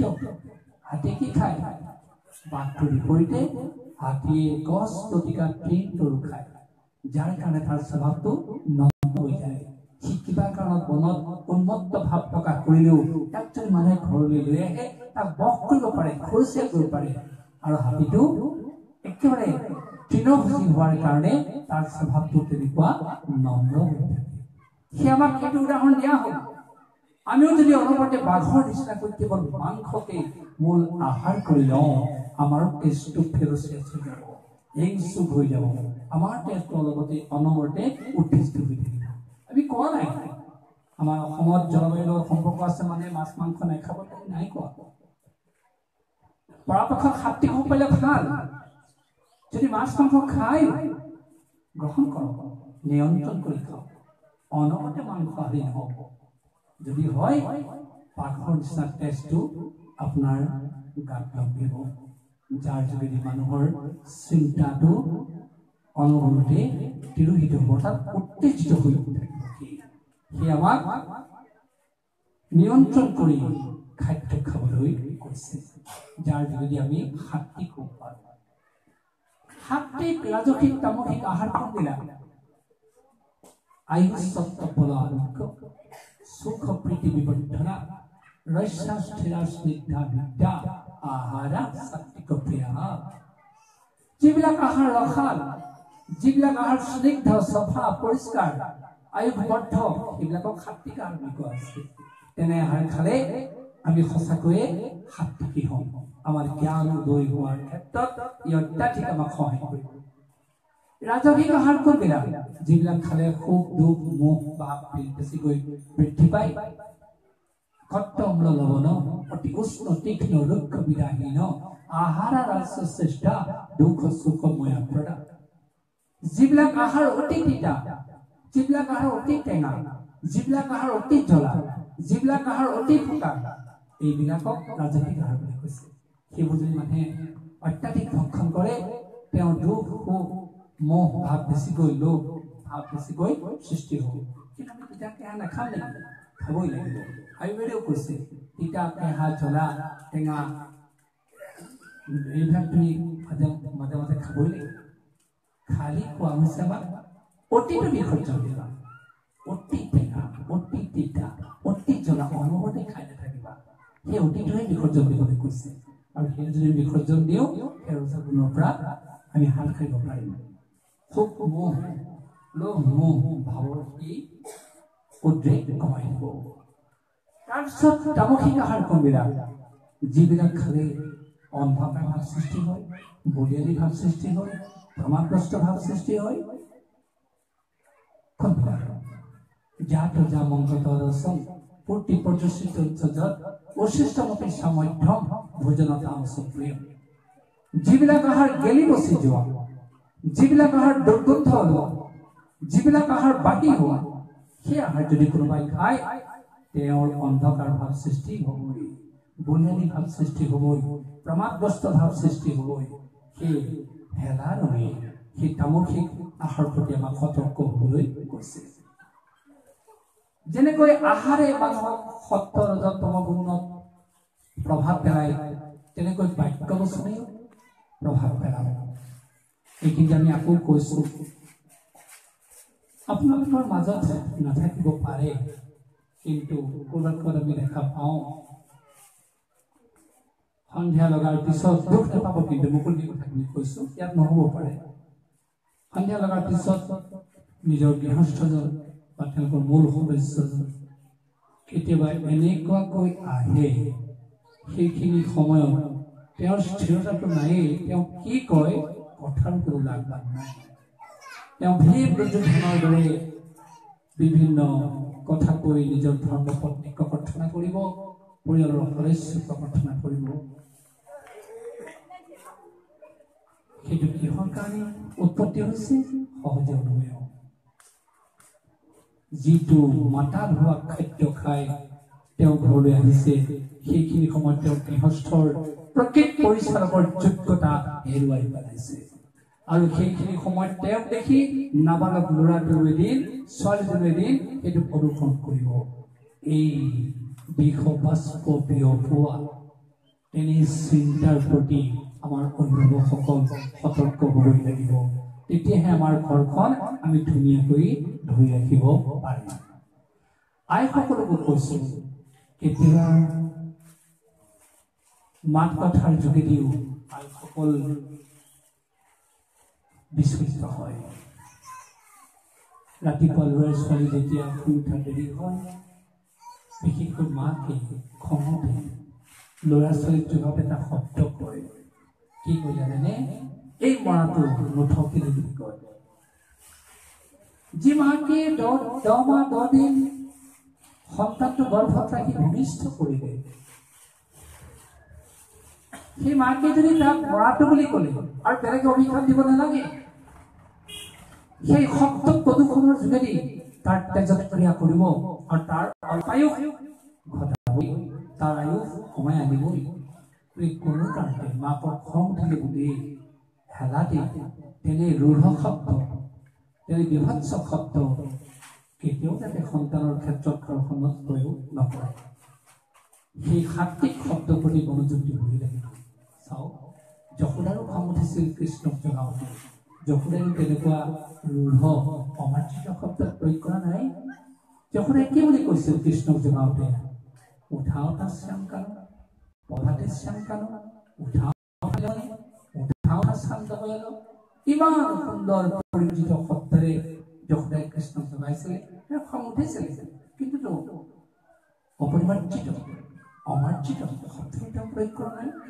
সেই আমি যশোদা হ'ব নোৱাৰিব পাৰোঁ কিন্তু আমাৰ নিজৰ সন্তানক পৰিতালি ডাঙৰ কৰাৰ ক্ষেত্ৰত শাসন কৰাৰ নামত কোনো কাৰণতে আমাৰ জিভাখন পিছলকালে নহ'ব আমি তেনেকুৱা ৰুঢ় শব্দ প্ৰয়োগ কৰিলে নহ'ব গতিকে আমিও যশোদা হ'ব নোৱাৰিলেও সাত্বিক শব্দ প্ৰয়োগ কৰি ল'ৰা ছোৱালীক জনাবলৈ আমি চেষ্টা কৰোঁ আৰু সন্তান জন্মৰ বেলিকা অভিভাৱক অভিভাৱিকা বিশেষকৈ স্বামী স্ত্ৰী কেনেকৈ সতৰ্ক হ'ব লাগে চাওক আমি জানো ৰসাদ ৰক্ত তত মাংসাত মেদু প্ৰজায়তে মনুষ্য অস্থি তত মজ্জা তত শুক্ৰ সম্ভৱ 7টা ধাতুৰে এটা সন্তান সৃষ্টি কৰে পিতৃ মাতৃ গতিকে দুয়োৰে অৰিহণা থাকিবই লাগিব আৰু আমি জানো পিতৃ মাতৃৰ যুগ্ম অৰিহণাৰ ফলতহে এটা সন্তান ভাল হ'ব পাৰে এটা সন্তান বেয়া হ'ব পাৰে আমি এই ক্ষেত্ৰত যদি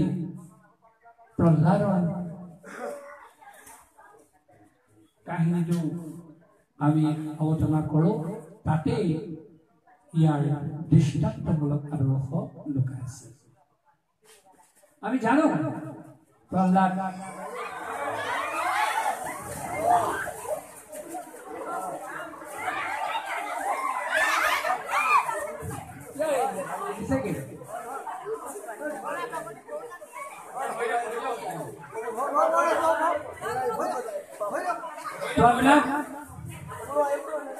সঁচা ক'বই লাগিব গৰুকো সেয়া শাসন কৰাৰ আমাৰ প্ৰয়োজন আছে সেই গৰু যদি শাসন কৰিলেহেঁতেন ভালকৈ কি উদ্ভাৱিত নহ'লহেঁতেন কিন্তু তাক শাসন কৰি ৰখাত ক'ৰবাত আমাৰ ব্যৰ্থতা আছে যাৰ কাৰণে গৰুজনী এনেকৈ গুচি গ'ল মন কৰিবলগীয়া বিষয় সি যি ভাৱেৰে গ'ল আপোনালোকক বহুতকে বহুতীয়া দিলেহেঁতেন কিন্তু আধ্যাত্মিক চেতনা থকাৰ কাৰণে আমি চকুৰে দেখি আছো আৰু উপকাৰ কৰা নাই সি যিদৰে গ'ল বহুতকে বহুতীয়ালেহেঁতেন কিন্তু আপোনালোকে আধ্যাত্মিক ভাৱ এটা আছে হৃদয়ৰ মাজত যিটো কথা আমি প্ৰথমতে কৈছো তাৰো সি অনিষ্ট কৰা নাই যাওক আমি প্ৰহ্লাদৰ কথালৈ আহিলো প্ৰহ্লাদক আমি পৰম ভক্ত বুলি কওঁ সকলোৱে প্ৰহ্লাদ মহাভাগৱত মহাভকত মহাবৈষ্ণৱ সেই প্ৰহ্লাদ ভক্তিবন্ত হল কেনেকৈ আমি জানো মাতৃ কয়াধু ভক্তিমতী হোৱাৰ কাৰণে প্ৰহ্লাদ ভক্তিমন্ত হোৱাৰ পূৰ্ণ সুযোগ লাভ কৰিলে প্ৰহ্লাদ আৰু কয়াধু ভক্তিমতী হোৱাৰ বেলিকা কি লুকাই আছে সৎসংগৰ আশ্ৰয় নাৰদ সৎসংগ সাধু সংগ সেই সাধু সংগৰ আশ্ৰয় কয়াধুৱে লোৱাৰ কাৰণে গৰ্ভ অৱস্থাতে প্ৰহ্লাদক সেই নাৰদৰ জ্ঞান উপদেশ তেওঁ লৈ ভক্তিমন্ত কৰিলে কয়াধুৱে কিন্তু আমি যদি কৈ দিওঁ সৎসংগ সাধু সংগৰ প্ৰভাৱ আছে প্ৰহ্লাদ ভক্তিমন্ত হোৱাৰ ক্ষেত্ৰত মাতৃ কয়াধুৰ অৰিহণা আছে প্ৰহ্লাদ ভক্তিমন্ত হোৱাৰ ক্ষেত্ৰত কি অৰিহণা নাই নেকি সাধাৰণতে ক'বই লাগিব হিৰণ্যকশিপুৰ হৰিবিদ্বেষী গতিকে হৰিচিন্তাত ব্ৰতী হোৱা প্ৰহ্লাদৰ ক্ষেত্ৰত হিৰণ্যকশিপুৰ পোনপটীয়া অৰিহণা নাই কিন্তু একেবাৰে শুদ্ধ নহয় ধৰ্মপত্নী কয়াধু খতম হোৱাৰ কাৰণে সন্তান গৰ্ভস্থ কৰাৰ মুহূৰ্তত আওপকীয়াকৈ হলেও তেওঁৰ স্বামীৰ পৰা প্ৰহ্লাদ ভক্তিমন্ত হোৱাৰ ক্ষেত্ৰত অৰিহণা সংযোগ কৰিলে কেনেকৈ জানেনে ব্যাখ্যানটো কৈছো শুনক হিৰণ্যকশিপুৰ যিদিনা অমৰত্বৰ কামনা হিমগিৰিত তপস্যা কৰিবৰ কাৰণে উদ্যত হল তেতিয়া কয়াধুক মাতি আনি ক'লে ৰাণী কয়াধু কালিলৈ মই হিমগিৰিত তপস্যা কৰিব যাওঁ উদ্দেশ্য অমৰত্ব বৰ লাভ কৰা আৰু যদি মই অমৰত্ব বৰ লাভ কৰিব পাৰোঁ মোৰ অসুৰ জাতি অমৰ হ'ব মাত্ৰ মোৰ এইটো তোমাৰ আগত ক'ব লগা কথা অমৰত্ব বৰ লাভ নোহোৱা পৰ্যন্ত মই ৰাজ্যলৈ ঘূৰি নাহোঁ অমৰত্ব বৰ লাভ নোহোৱা পৰ্যন্ত মই ক্ষান্ত নাথাকোঁ মোৰ দেহটো যদি পতন হয় তাতো মই কোনো অসন্তোষ নাৰাখোঁ তেতিয়া কয়াধুৱে মাত লগালে স্বামী আপুনি দৈত্য বংশৰ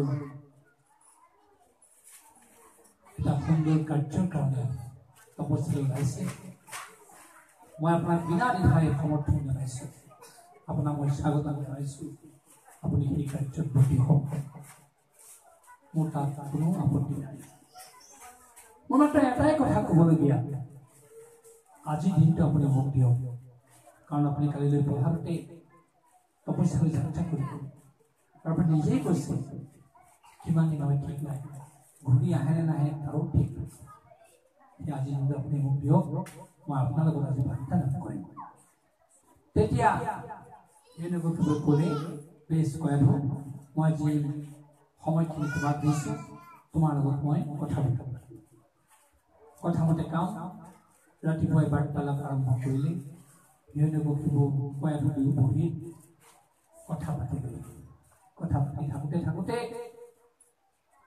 তেওঁলোকৰ চোতালত এজোপা গছৰ ডালত পৰি এটা পক্ষীয়ে নাৰায়ণ নাৰায়ণ শব্দটো বাৰে বাৰে উচ্চাৰণ কৰি আছে এনেকৈ দিন গ'ল দিনটো পাৰ হ'ল সন্ধিয়া লাগিলে সন্ধিয়া ভগাৰ পিছত আকৌ কয়াধুৱে লগত বহিলে তেতিয়া কয়াধুৱে লাহেকৈ মাত ক'লে স্বামী মোৰ এটা প্ৰশ্ন আছে আপুনি মোক প্ৰশ্নটো উত্তৰ দিব লাগে তেতিয়া হিৰণ্যকশিপুৰে সুধিলে কি ৰাণী কয়াধুৱে ক'লে যে আমি কথা পাতি থাকোঁতে আজি চোতালত পৰি দিনৰ ভাগত গছৰ ডালত এটা চৰাই অনবৰত এটা শব্দ কৰি আছে আপুনি শব্দটো শুনিছিলেনে তেতিয়া হিৰণ্যকশিপুৰে মাত লগালে শুনিছোঁ তেতিয়া কয়াধুৱে আকৌ স্বামী আপুনি মোক এই কথা ক'ব লাগে চৰাইটো কি বুলি কৈছিলে তেতিয়া হিৰণ্যকশিপুৰে হাঁহি ক'লে মই বেয়া পোৱা শব্দটো কৈছোঁ তেতিয়া আকৌ কয়াধুৱে সুধিলে স্বামী আপুনি বেয়া পালে মই আপোনাৰ মুখৰ পৰা শুনিব খুজিছোঁ চৰাইটো কি বুলি কৈছিলে তেতিয়া লাহেকৈ হিৰণ্যকশিপুৰে মাত লগালে নাৰায়ণে কৈছিলে। আকৌ কয়াধে সুধিলে, স্বামী চৰাইটো কি বুলি কৈছিলে? আকৌ ৰেণুকাই ক'লে, নাৰায়ণে কৈছিলে। আকৌ লাহেকে কয়াধে মাত লগালে, স্বামী চৰাইটো কি বুলি কৈছিলে? আকৌ ৰেণুকাই ক'লে, নাৰায়ণে কৈছিলে। এইদৰে কয়াধে গোটেই ৰাতি হিৰণ্যকশিপুৰ মুখৰ পৰা নাৰায়ণ নাৰায়ণ এই শব্দ উচ্চাৰণ কৰাই তেওঁৰ গৰ্ভত প্ৰহ্লাদৰ বীজ ৰোপণ কৰিলে। যাৰ কাৰণে প্ৰহ্লাদ ভক্তিমন্ত হোৱাৰ ক্ষেত্ৰত পিতৃৰ অৰিহণা সংযোগ হ'ল। এই কাহিনী এইটো কাৰণে ঘটনা কৰিলো, কিবা কাৰণত ঘৰৰ স্বামীজন যদি অমাতে যায়, ধৰ্মপত্নী গৰাকী আই মাতৃগৰাকী যদি সতৰ্ক হয়, সন্তান জন্মৰ মুহূৰ্তত তেওঁ বলেৰে আনি হলেও এই পবিত্ৰ ভাৱৰ সঞ্চাৰ কৰিবই লাগিব। আৰু যদি সঁচাকৈ আইগৰাকী সতৰ্ক হয়, ঘৰখনৰ সদস্যবিলাকো সঁচাকৈ শৃংখলিত হ'ব, তেওঁলোকেও অবাধে যাব নোৱাৰে। সেই ঘৰখনত থকা ব্যক্তি মাতৃ তথা স্বামী স্ত্ৰী দুয়োৰে কৰ্তব্য আছে, নৈতিক দায়িত্ব আছে। সন্তান জন্ম দিয়াৰ প্ৰাক মুহূৰ্তত তেওঁলোকে যাতে সদা সতৰ্ক হৈ সন্তান জন্ম দিয়ে। আৰু যদি কোনোবা এগৰাকী কিবা কাৰণতে অলপ পিছল খায়, ইগৰাকীও যদি সতৰ্ক হয়, তেতিয়াও কিন্তু সন্তান জন্মৰ বেৰিকা তেওঁলোকে সেই সুন্দৰ অৰিহণা লাভ কৰিব। ইয়াৰ মূল উদাহৰণ এই প্ৰহ্লাদ কয়াধু ৰেণুকাইৰ কাহিনী। সেয়া আমি আইসকলক জনাইছো। আইসকলে সেই ভাৱেৰে উদ্বুদ্ধ হৈ ঘৰখন চলাবলৈ, সন্তান জন্ম দিবলৈ চেষ্টা কৰিব। পিতৃ তথা স্বামীসকলেও, অভিভাৱকসকলেও সেই ভাৱত উদ্বুদ্ধ হ'বলৈ চেষ্টা কৰিব। তেতিয়া দেখিব আপোনাৰ ঘৰখনৰ সদস্যসকল সঁচাকৈ শৃংখলিত হৈ থাকিব, তেওঁলোকে অবাধে যাব নালাগে। এনেকুৱা বহু কাহিনী আছে। আৰু এটা কাহিনী কথা ক'ব খুজিছো। সেই কাহিনীটো কোৱাৰ পিছত আমি কথাখিনি সামৰি মাৰিম, যথেষ্ট সময় লৈছো আপোনালোকৰ। সেই কাহিনীটো হৈছে অৰ্জুন অশ্বত্থামা দ্ৰৌপদীৰ কাহিনী। অশ্বত্থামাৰ 5টা শিশু শুই থকা অৱস্থাত দ্ৰৌপদীৰ 5টা শিশু শুই থকা অৱস্থাত অশ্বত্থামাই কাটি দিলে। দুৰ্যোধনে তিৰস্কাৰ কৰিলে, এয়া তুমি ক্ষত্ৰিয় নীতিৰ বিৰোধিত কাম কৰিলা। তেতিয়া দ্ৰৌপদী কান্দি কাটি ব্যাকুল হ'ল। কান্দি কাটি ব্যাকুল হৈ থাকোঁতে অৰ্জুনে আহি তেওঁক সান্তনা দি ক'লে, তুমি আৰু কান্দি কাটি নাথাকিবা। যিজন আততায়ীয়ে তোমাৰ শিশুকেইটাক কাটি পেলালে, মই তাক বান্ধি আনিম আৰু তোমাৰ সন্মুখত পেলাই। এইদৰে অৰ্জুনে দ্ৰৌপদীক সান্তনা দি কৃষ্ণৰ ৰথত তুলি অশ্বত্থামাক খেলি গ'ল। আৰু সেই কাৰ্য দেখি অশ্বত্থামাই লগে লগে ব্ৰহ্মাস্ত্ৰ নিক্ষেপ কৰি দিলে। তেতিয়া অৰ্জুনৰ ৰথৰ পৰা নামিলে, হতজানু হৈ অৱনত মস্তকেৰে কৃষ্ণক সেৱা কৰি ক'লে, প্ৰভু তুমি মোক ৰক্ষা কৰা। তেতিয়া কৃষ্ণই সুধিলে অৰ্জুনক, কি হৈছে অৰ্জুন তোমাৰ? অৰ্জুনে ক'লে, আমি আক্ৰমণ কৰা দেখি অশ্বত্থামাই ব্ৰহ্মাস্ত্ৰ মাৰি দিছে মোলে, মই কেনেকৈ ৰক্ষা পাম? তুমি মোক তাৰ উপায় দিয়া। তেতিয়া কৃষ্ণই হাঁহি হাঁহি ক'লে, অৰ্জুন তুমি এটা নিৰ্বোধ বালকৰ দৰে মোৰ ওচৰত ভিক্ষা বিচাৰিছা, মই ইয়াৰ কোনো কাৰণ বিচাৰি পোৱা নাই। যিহেতু অশ্বত্থামাই ব্ৰহ্মাস্ত্ৰ মাৰিছে মই দেখা পাইছো, সেই ব্ৰহ্মাস্ত্ৰ প্ৰতিৰোধ কৰাৰ ক্ষমতা তোমাৰো আছে। তোমাৰ দূৰতো ব্ৰহ্মাস্ত্ৰ আছে, তুমি সেই পাত ব্ৰহ্মাস্ত্ৰ মাৰি সিপাত ব্ৰহ্মাস্ত্ৰ প্ৰতিৰোধ কৰিব পাৰা। তাকে নকৰি তুমি সাধাৰণ এটা নিৰ্বোধ বালকৰ দৰে মোৰ ওচৰত ভিক্ষা বিচাৰিছা, মই ইয়াৰ কাৰণ বিচাৰি পোৱা নাই। এতিয়া অৰ্জুনে কান্দি কান্দি ক'লে, নহয় প্ৰভু, তুমি হেন ব্ৰহ্মাস্ত্ৰ থাকোঁতে, তুমি হেন ব্ৰহ্মশক্তি থাকোঁতে মোৰ এই ব্ৰহ্মাস্ত্ৰৰ মূল্য নাই। তুমিহে মোক ৰক্ষা কৰিব পাৰিবা। এই ব্ৰহ্মাস্ত্ৰ ই শক্তিমান হলেও ই মোক ৰক্ষা কৰিব নোৱাৰে। সেই মই তোমাৰ চৰণত কাইমন বাক্যেৰে শৰণ লৈছো, আশ্ৰয় লৈছো, তুমি মোক ৰক্ষা কৰা। তেতিয়া কৃষ্ণই হাঁহি ক'লে, তথাস্তু, মই তোমাক পৰীক্ষা কৰিছো, তুমি পৰীক্ষাত সঁচাকৈ উত্তীৰ্ণ হৈছা।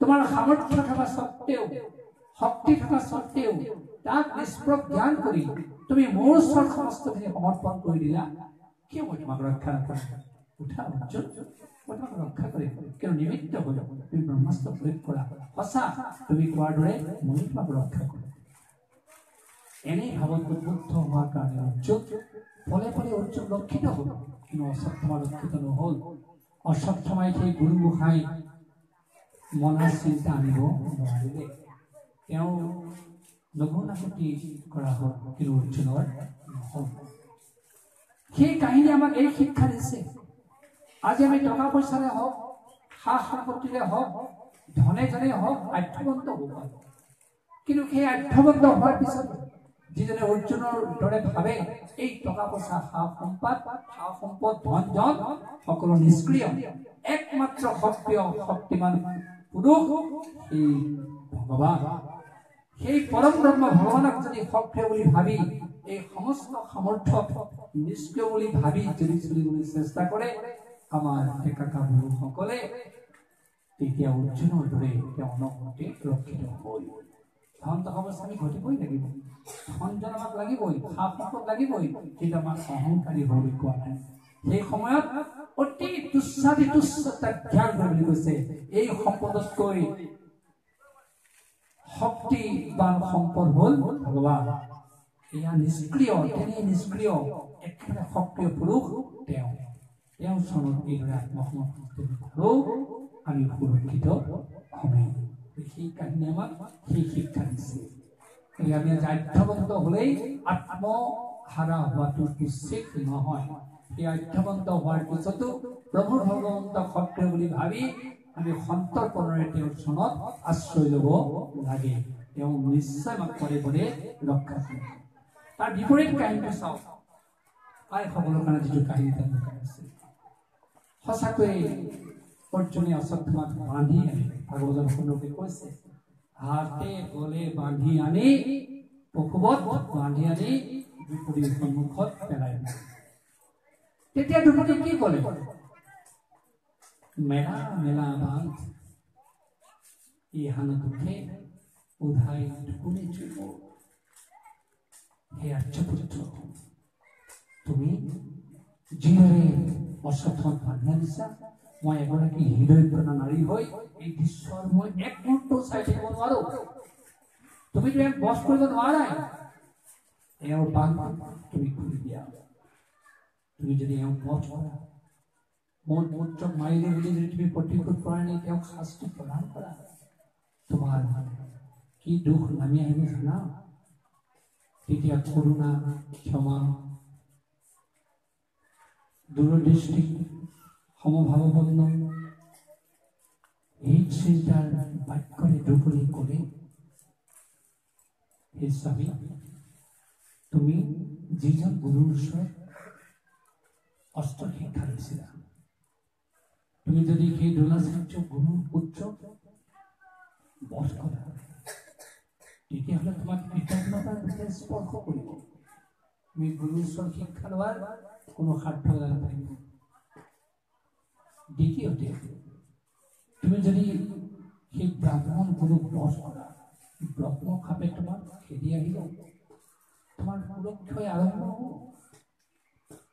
তৃতীয়তে মোৰ 5টা শিশুক বধ কৰোঁতে মই যি দুখ পাইছোঁ এতিয়া যদি মোৰ সন্মুখত তুমি অশ্বত্থামাক বধ কৰা মোৰ নিচিনা এগৰাকী হৃদয়প্ৰণা মাতৃয়ে মোতকৈ বহু দুখ পাব মই এগৰাকী হৃদয়প্ৰণা নাৰী হৈ এই দুখ বাঞ্ছা কৰিব নোৱাৰো তুমি কোনো কাৰণতে অশ্বত্থামাক বধ নকৰিবা তুমি যদি বধ কৰা সেই আইগৰাকীয়ে মোতকৈ বহু দুখ পাব বহুত কান্দিব চতুৰ্থতে ক'লে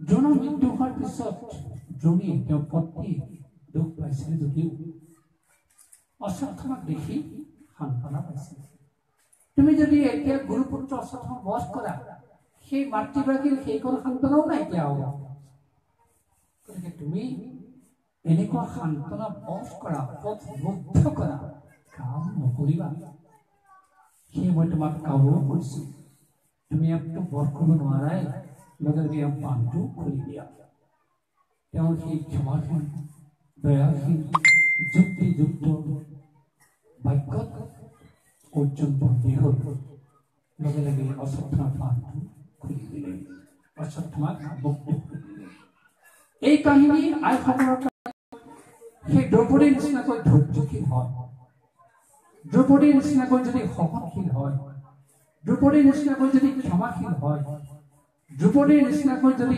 দয়াবান হয় দয়াৱতী হয় তেতিয়াহ'লে তেওঁলোকৰ ঘৰখনো সেই সুন্দৰভাৱে উপস্থিত কৰিব কাৰণ ঘৰখন পৰিচালনা কৰাৰ মূল চাবি কাঠি হাতত থাকে আইন হাতত ল'ৰা ছোৱালীয়ে বেলেগক কিবা কথা ক'বলৈ ভয় কৰিলেও মাকৰ ওচৰলৈ যাবলৈ ভয় নকৰে কাৰণ মাক যদি সঁচাকৈ প্ৰতিশোধ পৰায়ণী হয় সেই সন্তানে মাকৰ পৰা কি পৰামৰ্শ গ্ৰহণ কৰিব যদি প্ৰতিশোধ পৰায়ণী হয় মোৰ ল'ৰাটো মাৰিছে আকৌ একেটা দি দিয়ে বুলি যদি কয় সেই ল'ৰা ছোৱালীয়ে আহি তেওঁৰ পৰা কেনেকুৱা প্ৰতিশোধ পৰায়ণী শিক্ষাহে গ্ৰহণ কৰিব গতিকে সেইকাৰণে আইগৰাকী ধৈৰ্যশীল হ'বই লাগিব সেইকাৰণে কৈছে আইৰ সমান হ'ব কোন নৈৰ সমান হ'ব আই ইমান ধৈৰ্যশীলা আই ইমান সহনশীলা আই ইমান ক্ষমাশীল সেই ভাৱেৰেহে সঁচাকৈয়ে আই এই আদৰ্শ যুগে যুগে পৰিচিত হৈ আহিছে গতিকে আমি আজি বহু বস্তুৰ বশৱৰ্তী হৈ কেৱল সন্তানৰ মমতাগ্ৰস্ত হৈ আমি এনে সুন্দৰ আদৰ্শ পাহৰিব নালাগে আমি যদি এই আদৰ্শ ৰক্ষা কৰি চলো আমাৰ হিতাহিত জ্ঞান হেৰুৱাই যোৱা পথ আমি বন্ধ কৰিব পাৰিম সেই আমাৰ অনুৰোধ আইসকলে যিমানেই কষ্ট নাপাওক যিমানেই দুখ নাপাওক সহনশীলতা ধৈৰ্যশীল অৱস্থা গ্ৰহণ কৰি দ্ৰৌপদীৰ আদৰ্শ গ্ৰহণ কৰিব ঘৰখন সুন্দৰ হ'ব আপোনালোকে দেখা পাব এই সহ্য গুণৰ বিপৰীতে সহনশীলতাৰ বিপৰীতে প্ৰতিশোধ পৰায়ণ ভাৱ ত্যাগ কৰাৰ বিপৰীতে ঘৰখনত কিমান সুন্দৰ এটা শান্তিৰ বাতাবৰণে তাত মানে আগুৰি ধৰিছে আৰু সেইকাৰণে দ্ৰৌপদীক মহাপতি বুলি কোৱা হয় এফালে কোনোবাই কয় যে পঞ্চপতি তেওঁ আছে কেনেকৈ মহাপতি হ'ল কিন্তু গুণেৰে মহাপতি যিগৰাকী ক্ষমাশীল যিগৰাকী দয়াৱতী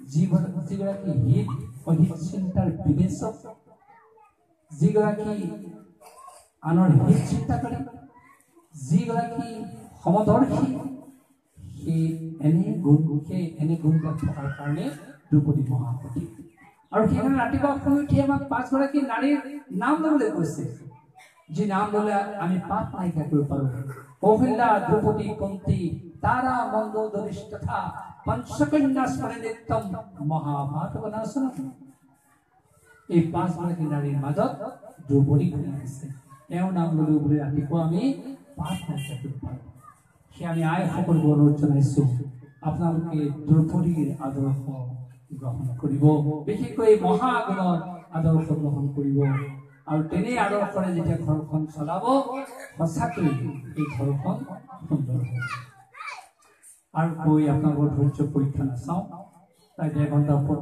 বোধ কৰোঁ আপোনালোকে ইমান ধৈৰ্য ধৰি কথাখিনি শুনিছে আপোনালোকক আন্তৰিক কৃতজ্ঞতা জনাইছোঁ শেষত আৰু এটা সাধু কথা কৈ পেলাই সামৰণি মাৰোঁ সেই সাধুটোৰে আমাৰ কথাখিনি সমাপ্তি ঘটাম সাধুটো এনেধৰণৰ এখন গাঁৱত দুজন জ্যোতিষী আছে এজন গ্ৰাম্য জ্যোতিষী আনজন এজন প্ৰজ্ঞাবান জ্যোতিষী গ্ৰাম্য জ্যোতিষীজনে এদিন ভাবিলে যে মোৰ ওচৰলৈ মানুহ যেনেকৈ আহে এই প্ৰজ্ঞাবান জ্যোতিষীজনলৈ মানুহ তাতকৈ 10 গুণ বেছিকৈ যায় তেওঁ নিজে উপলব্ধি কৰিছে মই মই কৰি যেনে তেনে মানুহখিনিক জ্যোতিষ চৰ্চা নামত মোৰ ওচৰলৈ আনিছোঁ কিন্তু মোৰ বিদ্যুতৰ কথা মই গম পাইছোঁ তথাপি তেওঁ পেটে পেটে লিখা যে মোৰ ওচৰলৈ মানুহ নাহে মোৰ ওচৰলৈ মানুহ যায় সেইকাৰণে তেওঁ ভাবিলে যে মই এদিন যদি কৃপা কৰি সেই প্ৰজ্ঞাবান জ্যোতিষীজনক অপদস্থ কৰি দিব পাৰোঁ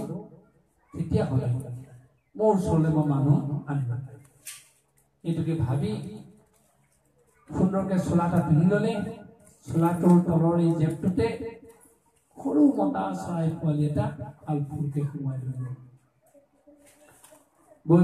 গৈ প্ৰজ্ঞাবান জ্যোতিষী ঘৰ পালে গৈ প্ৰজ্ঞাবান জ্যোতিষী কৰে এই জ্যোতিষ ফ্লৰ আপোনাৰ জ্যোতিষ চৰ্চা গোটেইখন ফুটি ফালি গৈছে আজি মই তাকে আকৌ 2 পৰীক্ষাৰে আপোনাৰ এই প্ৰতিভা মই আৰু দৃষ্টিত কৰিবলৈ বিচাৰিছোঁ আপোনাৰ সন্মান বঢ়াব খুজিছোঁ আপুনি মোক অকণমান পৰীক্ষাৰ সুযোগ দিব লাগে আচলতে গাঁৱলীয়া জ্যোতিষীজনৰ পেটৰ কোনো ভাৱ নহয় পেটৰ ভাৱটো হৈছে তেওঁক কেনেকৈ সন্মান কৰিব পাৰে মুখে কৈছে আৰু তেওঁক ভাল লগাবৰ কাৰণে তথাপি প্ৰাজ্ঞাবান জ্যোতিষীজনে একেষাৰে ক'লে এই জ্যোতিষী তুমি কি পৰীক্ষা কৰিবৰ কাৰণে আহিছা পৰীক্ষা আৰম্ভ কৰা মই প্ৰস্তুত আছোঁ তেতিয়া জ্যোতিষীজনে লাহেকৈ এই জেপটোৰ পৰা মতা সৰু চৰাই পোৱালিটো হাতত ধৰি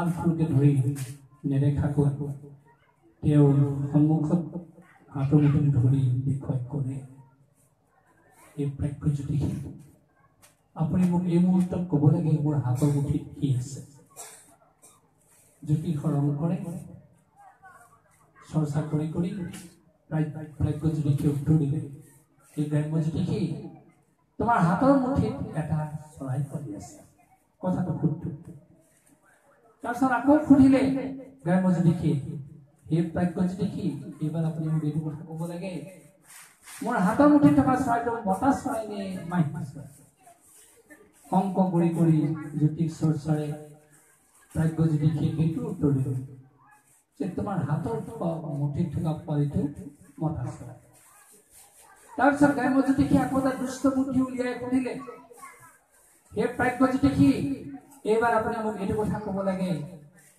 যে মোৰ হাতৰ মুঠিত থকা চৰাইটো এতিয়া জীৱিত নে মৃত এইবাৰ কিন্তু প্ৰাজ্ঞ জ্যোতিষী বিপাঙত পৰিব তেওঁ ভাবিলে এইটো অংকৰে ক'লে নহ'ব এইটো জ্যোতিষীৰে ক'লে নহ'ব জ্যোতিষ চৰ্চাই ক'লে নহ'ব তেওঁ ভাবিলে মই যদি কিবা কাৰণত কওঁ তোমাৰ হাতৰ মুঠিত থকা চৰাইটো জীৱিত সি লাহেকৈ টকা মাৰি মাৰি পেলাব